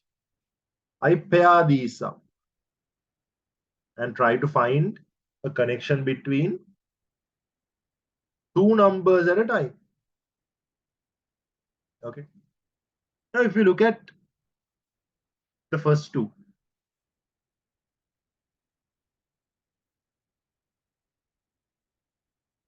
5 has turned 5. How does the 5 turn 5? Simply by multiplying by 1. You multiply it by 1, 5 remains 5, right? Or either you have to add a 0 or subtract reduce a 0. Okay. Then next square, 5 has turned into 10. How does the 5 turn into 10? Either you have to add a 5 or you have to multiply it by 2. Then 10 has turned into 30 in the next one. 10 has turned into 30. For 10 to turn 30, either you have to add 20 or you have to multiply it by 3. Then 30 has turned into 120. That again, either you have to multiply it by 4 or you have to add 90. Right? And 120 has turned into 600. Either you have to multiply it by 5 or you have to add 480.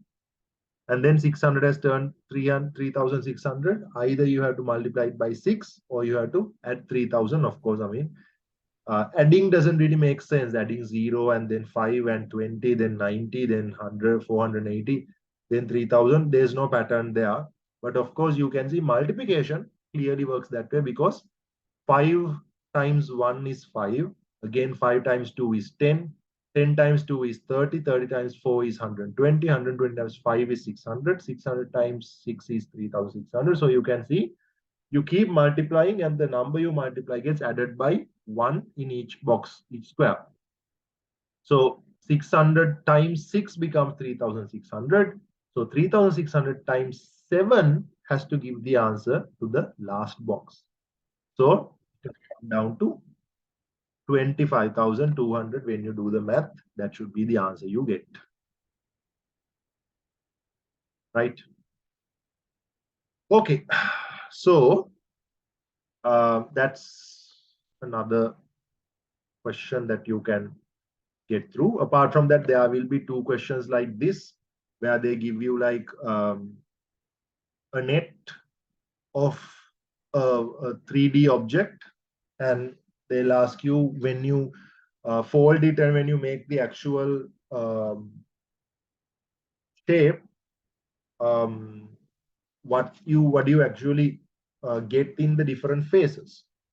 Now, how do you figure the answer to this kind of a question? There are 2 different ways for you to figure out the answer to this kind of a question, right? One is particularly using logic, right? Apart from that, there is another way, another strategy you can use. Of course, you can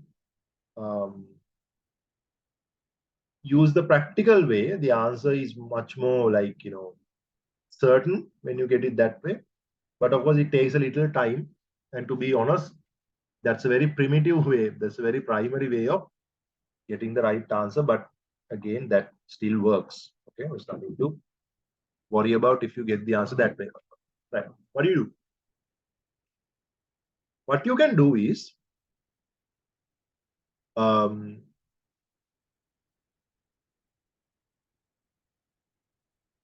when you get a cube like this, right? You can basically color the faces that are not facing each other. Now, this is a cube, right? It's like a dice. So when you know that it is a cube, you can apply this theory. You must be aware of the fact that when it's a dice, when it's a cube, you keep it on the table. There's one face goes down the bottom, right? So there has to be the middle. If you take the middle one as the bottom, right? Then one on top has to be, this one has to be the north. This is the north. And this one bends towards the left and it becomes the south, right? You can use the same colors to color 2 opposite faces. Then this one has to be folded towards the right and this one falls down and it turns to the other side. So This one is west, this one is east. And the remaining one is the top. So you see top and bottom are blue colors. North and south faces are in green color, and east and west are colored in yellow. Now you can see which faces are actually opposing each other, and you can figure out which answer is correct. Now, again, this is the way that you use logic to get the right answer. If you find it difficult, if you find it like a little bit like, brain wrecking, there's a simpler way that you can use. There is a simpler, much simpler strategy that you can use to get your answer. That's by using a rough sheet, right? You can take one of those rough sheets. You can draw this net. You can draw it. And if you have like a scissor in your pouch, you can use the scissor, or like you can use your ruler and cleanly tear it, right? And then you can fold it and make the cube by yourself, cube or whatever the shape that you get. And then you can see which symbols appear on opposite faces by yourself. Okay, right. Apart from that, another question you will also get another question like this. Mirror image. So they'll give you a shape, they'll give you a picture, and they'll say like, oh, there's a mirror right next to it. What does it look like in the mirror? So, in a mirror, everything flips to the other side. So how do you flip it? Now, you see, again, this also has two different ways. One way is like, using your logic. Other one is like using a very primitive way, which takes time, but of course still works. So if you want to use logic and figure out the answer, now you see this side, you have a square with like a line going in the middle, and you have a block that looks like the shape of an L, right? Now in the mirror, these two has to go to the other side, the square and the L. Now, unfortunately, that clue isn't going to do any help, because if you look at the 5 answers given, in every answer, they have flipped the square and the L block to the left. So it doesn't really help much, because it doesn't eliminate any answers. Now you have to look at the specific shapes given. If you look at this square with a line in the middle, if you see this, the line in the square goes from top left to the bottom right, to this way. Look at this line. The line goes from this side to this side, right? This side to this side, like this. So when the square flips to the other side, it has to be going the other direction. First answer, yes, it works. Second answer, no. See, second answer, the line is in the same direction as the original. So second answer is wrong. Second answer is eliminated. Other 3 answers, yeah, other 3 answers are fine. In those, the line goes the right direction. Then, if you look at the L-shaped block, you see the L-shaped block goes like this. It's an L, but it's flipped, right? So in the mirror image, the L also has to be flipped, right? In the first answer, the L is in the same side as the original picture. So answer number 2 is also, answer number 1 is also out. Answer number 3 also, L is in the same way. That answer is also out. But here this L is flipped. This L is also flipped. So nothing to eliminate there. It has to be one of these 2 answers, right? Now, the final clue we can look at is this triangle. If you look at this triangle, the triangle's point side is facing the right, right? And it has been flipped in the mirror image. Now, if you look at this answer number 4, the pointy side is going to the left. So it's flipped. Look at answer 5, pointy side is to the same side as the original picture. So answer 5 is also eliminated. The correct answer is answer 4. Answer 4 is the correct answer. Right. That's the way to use logic to get this answer. But apart from that, there are some primitive mechanisms that you can use, but which works for the perfection, right? Couple of things you can do, not just one. One option you can do is that you can take the paper, right? You can take the question paper itself, where they have given this mirror image, the paper itself, and you can flip the page.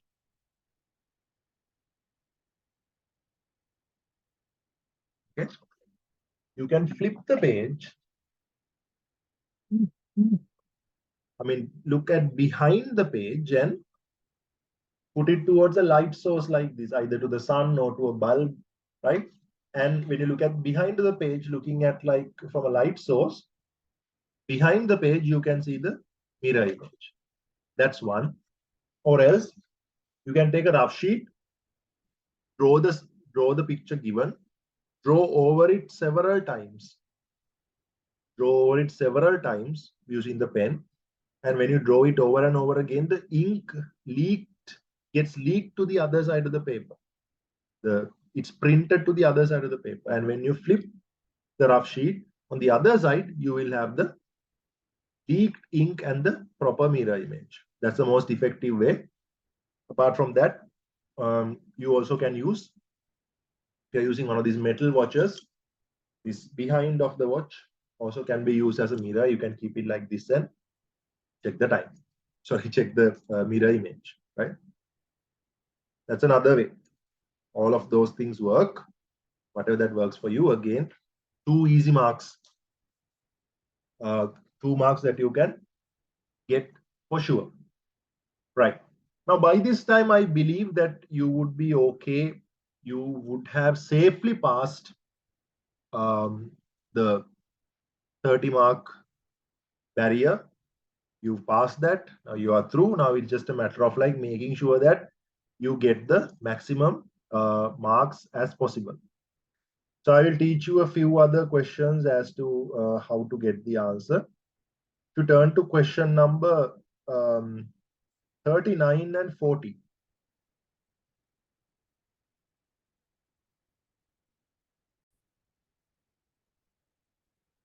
Question number 39 and 40. Right. Which of the following could be used to encode the term Northern West? So basically, there will be 2 questions like this where they give you like some letters and some digits, and like they tell you to like, encode it, right? So how do you figure this? These are you figure it. Now, the word they've given is Northwestern, and they've given different digits. So the first thing is you look at the given answers and see what numbers are common in each given answer. If you look closely, you will see first 3 numbers in every single option given is the same. It's 654. In all 5 answers is 654. If you look at the last 2 digits, it's 4 and 6 in each option. 654, and the last 2 options are 4 and 6 in each given option. Right? Which means that we'll use the whiteboard to decode this. in a simpler manner.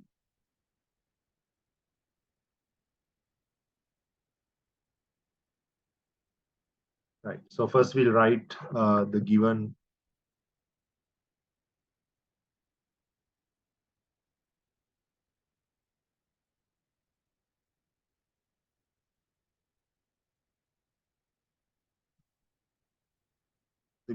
word is northwestern. So as we can see, in every given answer, first letter is 6, second letter is 5, third letter is 4. And also the last two digits are the same, 4 and 6. So we already know that N stands for 6, R stands for 4, like 4 stands for R, and 6 stands for N, and 5 stands for O. We are already aware of it, right? So these ones we've already figured. N is 6, O is 4, sorry, O is 5, R is 4. Last two digits are the same, right? Now also when you look at the other digits, if you look at the 5 given answers, the numbers in the middle in all 5 answers are 7083. 7083, 7083, 7083, 7083. Right. Now, if you put those 7, 0, 8, 3.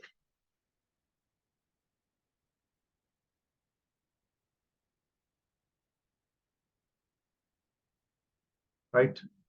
So now we are certain about those also. H is 7, W is 0, E is 8, S is 3. Right. Now, if you look at the answers, the other 3 digits are the ones that are different from answer to answer. Right. The 4th digit from the front is 2 in the first 4 answers. In the last answer only it is 1. The 3rd digit from the last, so basically the 3rd and 4th digits from the back, in the first answer it's 3, 2. Second answer is 3, 2. Third answer is, sorry, first answer it is 2, 8. Second answer is 2, 1. Third answer is 2, 9. Fourth answer is 9, 8. Fifth answer is 2, 9. Okay. So you have to figure out what are these 3 remaining digits are. I think one of them is pretty easy because you see that E. Here this E is an 8, right? Which means this E here is also should be an 8. Right? That's clear. Which means any answer that doesn't have the 3rd digit from the last as an 8 is a wrong answer. So first answer is okay, second answer is out, third answer is out, fourth answer is okay, fifth answer is out. So it has to be either be the first answer or the fourth answer. Apart from that, we can see that the remaining both numbers should be the same because fourth from the front is also T, fourth from the end is also T, right? So it has to be the same digit that comes to both these places. So the 4th digit from the front and the 4th digit from the back, both should be the same number. If you look at the first answer, 4th digit from the first is 2, 4th digit from the last is also 2. But in the 4th answer, 4th digit from the front is 2, 4th digit from the back is 9. So last answer is 4th answer is also eliminated. The correct answer is answer number 1. Right. So that's how you handle that decoding question if you ever get one. Um, Apart from that, I can teach you maybe 2 or 3 more problem solving questions, and then we can move on to our current affairs part. Right.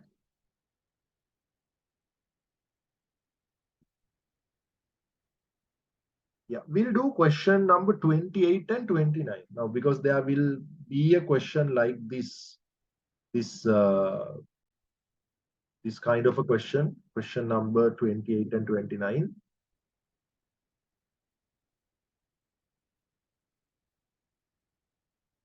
There will be one question like this where they give you like 4 different statements and ask you to assume this one is true, this one is false, whatever, right?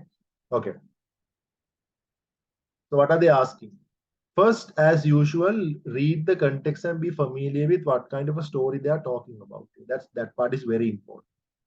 When 4 kids, Anura, Banu, Kasim, and David were playing with a rubber ball in the front garden of a house, one kid carelessly threw the ball and a glass window of the house was broken. The following is what each kid had to tell about who broke the window. Anura says Banu is the one who broke it. Banu says Anura is lying. Kasim says Anura is the one who broke it. David says, I am not the one who broke it. All right. What's happening here? How do you figure the answer? This is how you start. You start off by first listing out these statements. First, you have Anura. What is Anura saying? Anura says, Banu broke the window. Then you have Banu. Banu is saying, Anura is lying. Then Kasim says, Anura broke the window.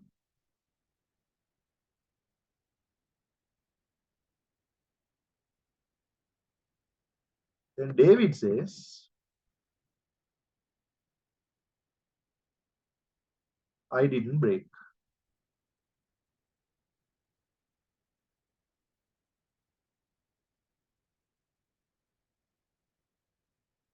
Okay, now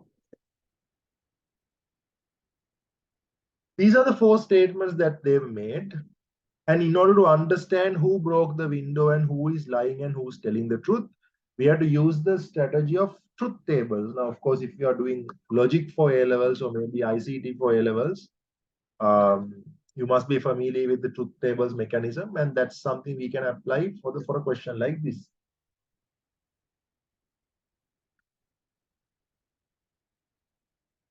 Right. How do you find the answer? First, we have to assume one by one. We have to assume who broke the window. Let's assume one by one. Okay, there are 4 kids, right? It could be Anura who broke the window.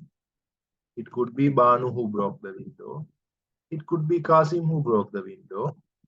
It could be David who broke the window. Right. How do you figure this? Now let's go one by one. If it was Anura who broke the window, what is Anura saying? Anura is saying Banu broke the window. Is that a true or false? If Anura broke the window, is Anura telling the truth or not? First, we are assuming Anura broke the window, right? Let's assume Anura broke the window and see whether these kids are telling the truth or not. If Anura broke the window, Anura is lying. Anura broke the window and pinning it on Banu. So this is a lie. Lie. We'll just write L. Lie. Right? Then Banu is saying Anura is lying. That is true. Anura is lying. Anura broke the window and pinning it on Banu. So Anura is lying. So Banu is telling the truth. Banu is telling the truth. If Anura broke the window, Kasim is saying Anura broke the window. That is true. Anura did break the window, right? Then David says, I didn't break it. Yeah, if Anura broke the window, David is also telling the truth. It was Anura, it wasn't him. Right. So if Anura broke the window, only Anura is lying. Only Anura is lying. In fact, all other three kids are telling the truth. Now let's assume if Banu broke the window, who is telling the truth, who is lying? If Banu broke the window, Anura is telling the truth. Banu broke the window, Anura is telling the truth. If Banu broke the window, Banu is saying Anura is lying. No, Anura is telling the truth. Banu broke the window, then Anura is telling the truth. Yes. So Banu is lying. Qasim says Anura broke the window, which is again a lie because in this assumption it was Banu. Banu broke the window, then Qasim is lying. If Banu broke the window, David is still telling the truth. It wasn't him. Like that, now we'll assume Qasim broke the window. If Qasim broke the window, Anura says Banu broke the window, which is a lie. No, it was Qasim. Banu is saying Anura is lying, which is true. Anura is lying. It was Qasim who broke the window. If it Qasim who broke the window, Qasim saying Anura broke the window, that is a lie. It was him who broke the window. And David saying it wasn't me who broke the window, that is still true if it was Qasim who broke the window. Right. Now let's assume David, the last kid. If David broke the window, Banu says, sorry, if David broke the window, Anura says Banu broke the window, which is a lie. Right? Because it was David who broke the window and Anura is pinning that on Banu, that is a lie. Banu says Anura is lying, which is true. Yes, Anura is lying. Qasim says Anura broke the window, which is also a lie. Because it was David in this assumption. David says I didn't break, that is also a lie because in this assumption, David is the one who broke the window. So this is how the truth table comes. If Anura broke the window, one kid is lying, three of the kids are telling the truth. If Banu broke the window, two kids are telling the truth, two kids are lying. If Qasim broke the window, two kids are telling the truth, two kids are telling lies. If David broke the window, one kid is telling truth, other three kids are lying.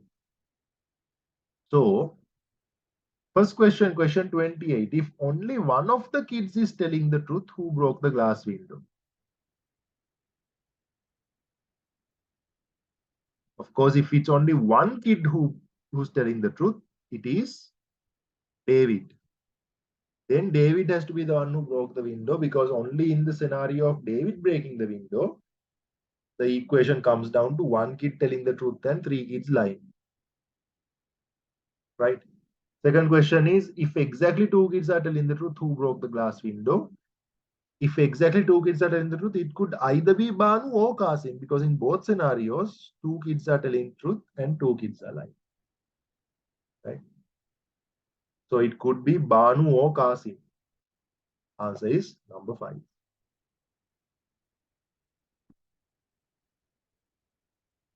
Right.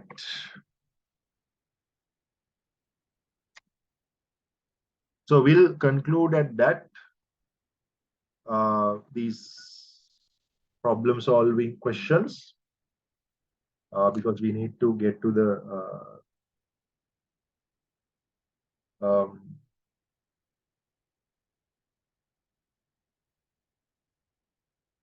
current affairs part as well, right? So as I mentioned earlier, the current affairs part, they ask things that happened recently. So I've shared 2 notes in the group. One is CGT world current affairs, other one is CGT local current affairs, right? So we'll start off with the local ones. What were the important things that happened in Sri Lanka? If you have the PDF, refer to that. It's in the group. So as I mentioned, like they tend to ask a lot of things about like trains for some reason. So I included whatever the important things that happened regarding the railway department of Sri Lanka. First one is a special tourist train, the weekend special tourist train, which is known as the Sitawa Kodesi, that was launched. This travels in Kalani Valley Railway Line It travels from Colombo Fort to Vega railway station. That's one. Then second point, Sri Lanka's first ever 3D animation movie, Gajaman, was released to theaters in 2023 for the first time. Then the 19th of February, we saw the Temple of Tooth Relic, the Dalada Maligawa, right? Them hosting Janaraja Perahara. Janaraja Perahara, the last time Janaraja Perahara was held was in 1987. We held it again because we are celebrating the 75th independence celebration this year. And then point number 4, there's a Sri Lankan born Harvard educated professor called Anthony Yang, who won the Manley O. Hudson Medal by the American Society of International Law. And this is because of his contribution which he made to international law. Then also in the 78th session of the United Nations General Assembly, Sri Lanka was elected as a vice president. That's also something important. Sports-wise, point number 6, I've included, we won a lot of medals. Tarushi Dissanayake won a silver medal. Jayeshi Uttara won the bronze medal. This was during the 2023 Asian Under-20 Athletics Championship. And in 800 meters, Tarushi Dissanayake won the gold medal. Also, we won the mixed relay event, 400 into 4. That's Tarushi Karunaratne, Jayeshi Uttara, Vinod Darivansh, and Shehan Dilranga. Apart from that, Malit Yasiru won the bronze medal in the men's triple jump event. So it was a pretty eventful year for athletics. Then Sri Lankan women's cricketer Chamari Adapattu, she was ranked as number 1 of the women's ODI batting ranking. This was the second time Sri Lankan has made it to one-day international number 1 batting ranking. Last time it was Sanath Jayasuriya. So Chamari Adapattu is the first Sri Lankan female cricketer to achieve that feat. Then Sri Lanka won the ICC World Cup Qualifiers Trophy, not the ICC World Cup, ICC World Cup Qualifiers Trophy, which was held in Zimbabwe, and we defeated Netherlands to get there. And then Sri Lankan cricketer Vanidhu Hasaranga was awarded the ICC Men's Player of the Month award for June 2023. In point number 10, the French President Emmanuel Macron visited Sri Lanka in 2023 during his visit to the Asia Pacific region. And this is the first time a French president has arrived in our country. So that's a big achievement, something historical for Sri Lanka. There's another train, the luxury express train Yala Nil Odyssey. This commenced operations from Mount Lavinia and it's going to Kankasanture. Point number 12, in Sri Lanka, we always had a coconut triangle, but a second coconut triangle was officially named. This was regarding the World Coconut Day. And the second coconut triangle is in Northern Province. It's between the cities of Jaffna, Mana, and Mullaitivu. Okay. Another thing about Tarushi Karunaratne, where she clinched the gold medal in the women's 800 meters. And this is the first time a gold medal in Asian level, a gold medal for athletics was won by a Sri Lankan since the year 2002. Then October 13th, again Sri Lankan women's cricketer Chamari Adapattu, she was named as ICC Women's Player of the Month award for September 2023. Then couple of Paralympic athletes performing well. We had the Asian Para Games in 2022. Asian Para Games were held in 2023. Whereas Sri Lankan para-athlete Nuwan Nindika won a gold medal in men's 100 meters.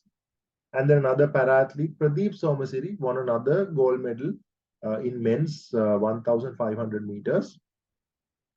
Then two more sports-related news. One is during the ODI World Cup match against Bangladesh, Sri Lankan cricketer Angelo Matthews became the first cricketer to be timed out in international cricket. There are different ways for a cricketer to be dismissed, get out um, during a cricket match, right? If the ball hits the wicket or like if you give a catch or whatever, right? So being timed out is a very rare occurrence, and it was a Sri Lankan cricketer Angelo Matthews who became that in our match against Bangladesh. And then another cricketing legend in Sri Lanka, Aravinda De Silva, he was inducted into the ICC Cricket Hall of Fame. So basically, he was included in the legends, the best cricketers list maintained by the International Cricket Council. Then we'll move to the world events. What were the important things that happened in the entire world globally in the last 12 months? Now it starts off with 1st of January. Croatia adopted the euro and they joined the Schengen area. If you've been to Europe, you must know that Schengen area is what you can visit with a European visa, and euro is the common currency that all the European countries use. So Croatia wasn't initially a part of that, and now Croatia has also joined. So you can visit Croatia with the Schengen visa, and you can use euro when you are in Croatia. Then the funeral of Pope Benedict XVI was held in St. Peter's Square within the Vatican City. Now, this is important because Pope Benedict XVI was the first Pope in 600 years to pass away before, to retire before passing away. Because you see, every Pope that, who was serving before Pope Benedict XVI have passed away while serving as a Pope. So it was quite significant. Then there's an airline crash, Yeti Airlines flight 691 crashes during final approach in Nepal. Then in New Zealand politics, couple of important things happened. Chris Hipkins succeeded Jacinda Ardern. Jacinda Ardern was one of those popular lady prime ministers in New Zealand, where she resigned, and the position was taken over by Chris Hipkins. But later on, another election was held, and Christopher Luxon, leader of the National Party, became the prime minister after that election. Then an earthquake happened in southern and central Turkey and northern and western Syria. This had nearly 59,000 fatalities. It's like a huge, large earthquake we've ever had. Then in 19th of February, they were supposed to have the Bangladeshi presidential election. But of course, 13th of February, they called off the election because there was only one person contesting to be president, Mr. Shahabuddin Chapu of Awami League, political party Awami League. He was the only candidate nominated. So because of that, he was elected unopposed. They didn't even have to go for an election. Then 14th of March, OpenAI launched GPT-4, right? So if a question comes about like ChatGPT and they ask what was the most recent version they released, it was GPT-4. This can respond to images and can process up to 25,000 words. Then Finland became the 31st member of NATO, doubling the alliance border with Russia. Now, of course, if you are asked the question like, who is the recent most member of the NATO, a lot of people might misunderstand thinking it's Ukraine. It's not Ukraine, it's actually Finland, 31st member of NATO. Then Russian invasion of Ukraine. Now, last year they asked a direct question like, which country did Russia invade? They can ask about the Wagner Group. If they ask about the Wagner Group, like, it was a private military group which used to work with Russia, but like, now they got into a conflict with the Russian military and the leader of the Wagner Group died in a helicopter crash. Then point number 11, the Indian Space Research Organization successfully launched Aditya L1. This was India's first solar observation mission. Then 8th September 2023, another earthquake happened. This happened in Morocco. This killed nearly 3,000 people and it damaged historical buildings. And another cyclone was there in the Mediterranean tropical area. This was known as Storm Daniel. That also killed nearly 5,000 people. And then there was another earthquake in Afghanistan, which also killed nearly 1,000 people. Now, of course, about the Israeli-Palestine war, it's like a very complicated and most talked about matters in the recent times.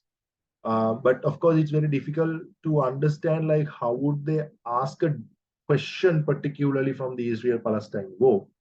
In case if they ask, I guess the one point they can ask is that the Israeli Security Cabinet, how they formally declared war for the first time since the Yom Kippur War in 1973. Now, Israel has a security cabinet, and Israel Palestine, they've been having conflicts for a really long time, for decades now. But since 1973, the Israeli Security Cabinet hasn't formally declared war. Whatever the conflict they had was like unofficial, right? So it was the first time since the Yom Kippur War, which happened in 1973, that they formally declared war against Palestine. Then two more sporting events, two World Cups were held that in the last year, 2023. One is the Cricket World Cup, one is the Rugby World Cup. So one of the common questions they can ask sometimes is they can ask who was the host, or they can ask which four countries made it to the semifinals. Now, the Rugby World Cup was, of course, held in France. The four countries that made it to the last round, the semifinalists were the Argentina, England, South Africa, and New Zealand, out of which South Africa and New Zealand played the finals, and South Africa won. So South Africa champions, New Zealand runners up, and Argentina and England were the other two semifinals. It was hosted in France. Cricket World Cup, of course, it was held in India. India was the host country. Four countries made it to the semi-final round was India, Australia, South Africa, and New Zealand. So Australia won. Australia are the champions. India are the runner-up, and then South Africa and New Zealand were the two semi-finalists. Right. So these are the facts they can ask regarding current affairs. Now, hopefully they'll ask uh, things that we discussed in these notes, but it's current affairs, so they basically can ask anything. So I'm just assuming things they can ask. They might ask this, they might ask other stuff. But of course, keep in mind all the tactics we discussed. Start off with the communication comprehension questions, then move to the general knowledge question, then spend your time to do the math questions in the middle. Try to get the easier marks first, and you guys would be okay, right? All right. So that concludes our session today. I might have a session maybe not for your batch per se, because I'm not allowed to do classes after 31st for your batch. So I might do an open webinar for for anyone to join. Maybe you can join that later on, closer to the paper. I still haven't I have to check my schedule whether that works or not. However, if this is the last time we are meeting before A-levels, best of luck, not just with Common Journal, with all the papers. If there's anything you need to know, just WhatsApp me anytime. I will reply the way I can as I have time. So wishing best of luck. Thanks for staying. And day after tomorrow onwards, we will be releasing the recordings.